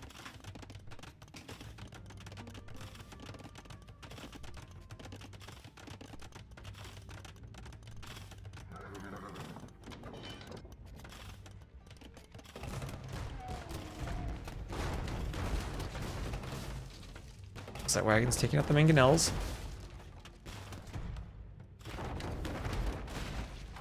Or not. Or mangonels taking out the Hussite wagons. Okay, tricky defense now for Benji. 62 vills to 76 though, so Benji still with a vill lead. Pickled Emperor is up by 20 vills. Spear is going out to poke away the mangonels. They will die to the castle fire and to the camel archers. The vills can just repair. And that's a second castle. Wait, blue doesn't know about that castle. It's gonna be two castles from both. Valkenburg tactics on the way from Cuttlefish. Someone needs to go imp for Trebs now. Oh, how does blue have this much stone? That's 1, 2, 3 castles. All going forward. That would be a doubt castle. Hello, General Octo. That would be a doubt castle indeed. So, mangonels going... Oh, look at those stacking mangonels. Look at that deep pathing there. 4 mangonels on basically one tile. One counter mangonel shot takes out all of them, maybe. MBMs, and thank you for the follow.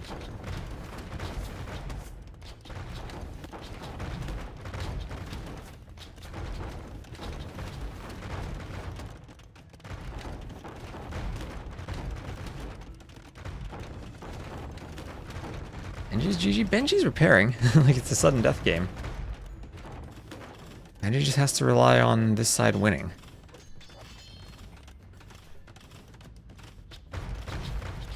So Skirm's no longer going to work. That 8 mangonels are out. And Imp also on the way for Kamazam. The Benji's team still with a good score lead, still with a good overall Vil lead. But the Imp timing might be devastating here. More commitment to Hussite Wagons. Kamazam trying just to keep Benji trapped. Benji might might want to delete a wall and then run some Vils.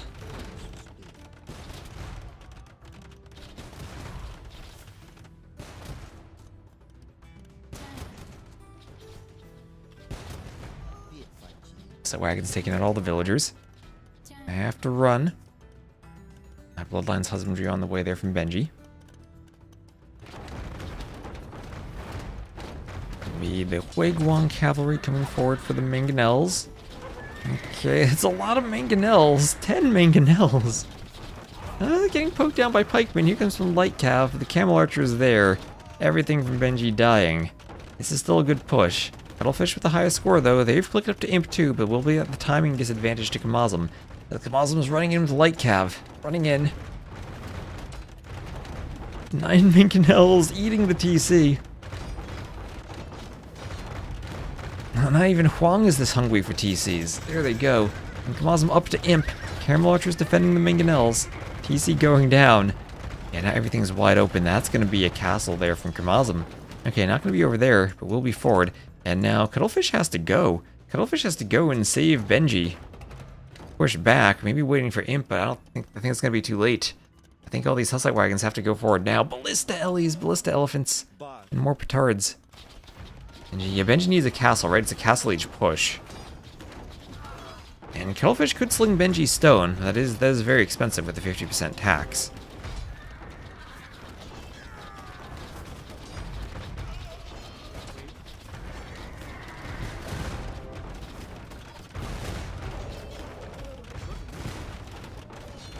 Yeah, now Benji wanting gold. Doesn't have gold access. I think it's that the Camel Archer Mangonel combination.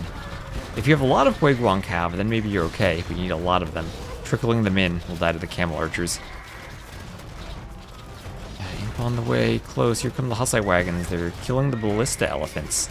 Scores have swapped now. That's an aggressive and forward castle.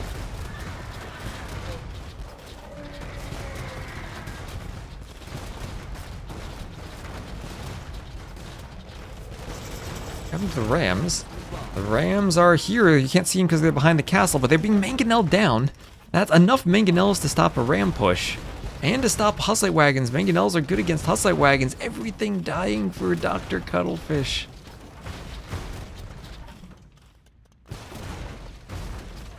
Oh no. Castle Age Mangonels clearing everything. Losing the Hussite Wagons. The castle stayed up. Oh, complete devastation there. Now on the other side, the trebs are popping. And we all know what that means. It means the castles are dropping. Tripping the castles there. We got 4 trebs out for Kamazam. Not being repaired from Cuttlefish. And this is looking like a GG push right here.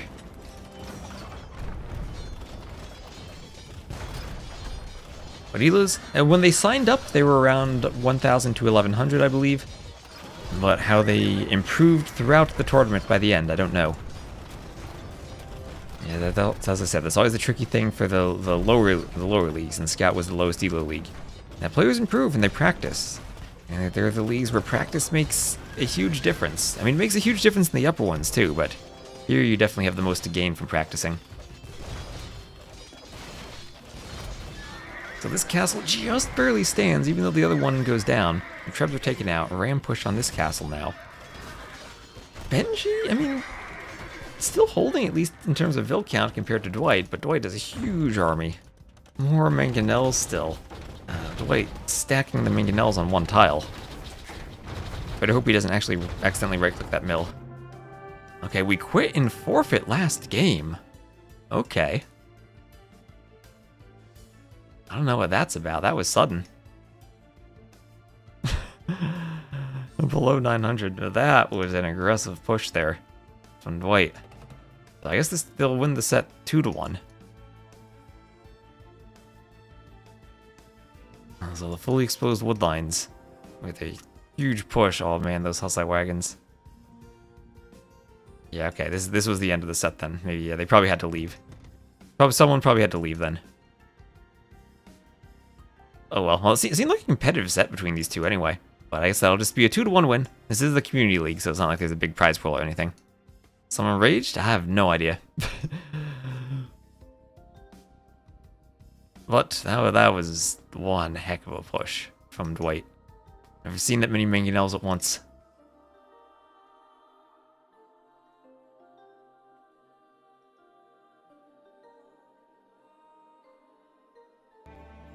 Alright, but...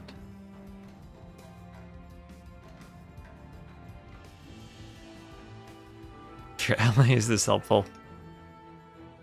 Might not want to play longer. I don't know. I don't know if I didn't see any drama or anything in the scheduling threads, so we're not gonna. No big deal for that.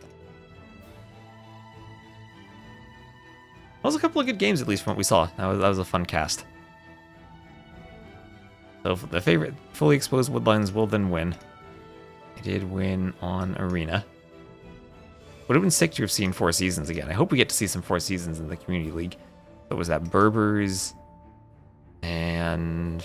I completely forgot Khmer. Berbers and Khmer against Bohemians and Wei. You recently quit Best of 5 after 2 games? Oh, man. Alright, well... Alright, well, that's actually going to be it for me for today. Thank you all for watching. And I'm going to keep casting more of these. I'll cast more of them tomorrow. I need to head off today to save my voice for tonight at 9 p.m. Eastern Time in the US. That'll be 1 GMT, so technically Sunday at 1 GMT, but later tonight we're going to cast Gabby versus Ning in the Queen's Clash 4. Let me update my title. Gabby versus Ning at 1 GMT, Queen's Clash 4. So I'll find someone... Is Viper still streaming on YouTube? I don't know if there's anyone I can redirect to on YouTube. Is Ornlu YouTubing? He's not. Is Viper YouTubing? He's not. Is Memb? I don't see him. Alright. So we'll just end on YouTube and we'll raid someone on Twitch. So thank you all for watching, and I'll see you later.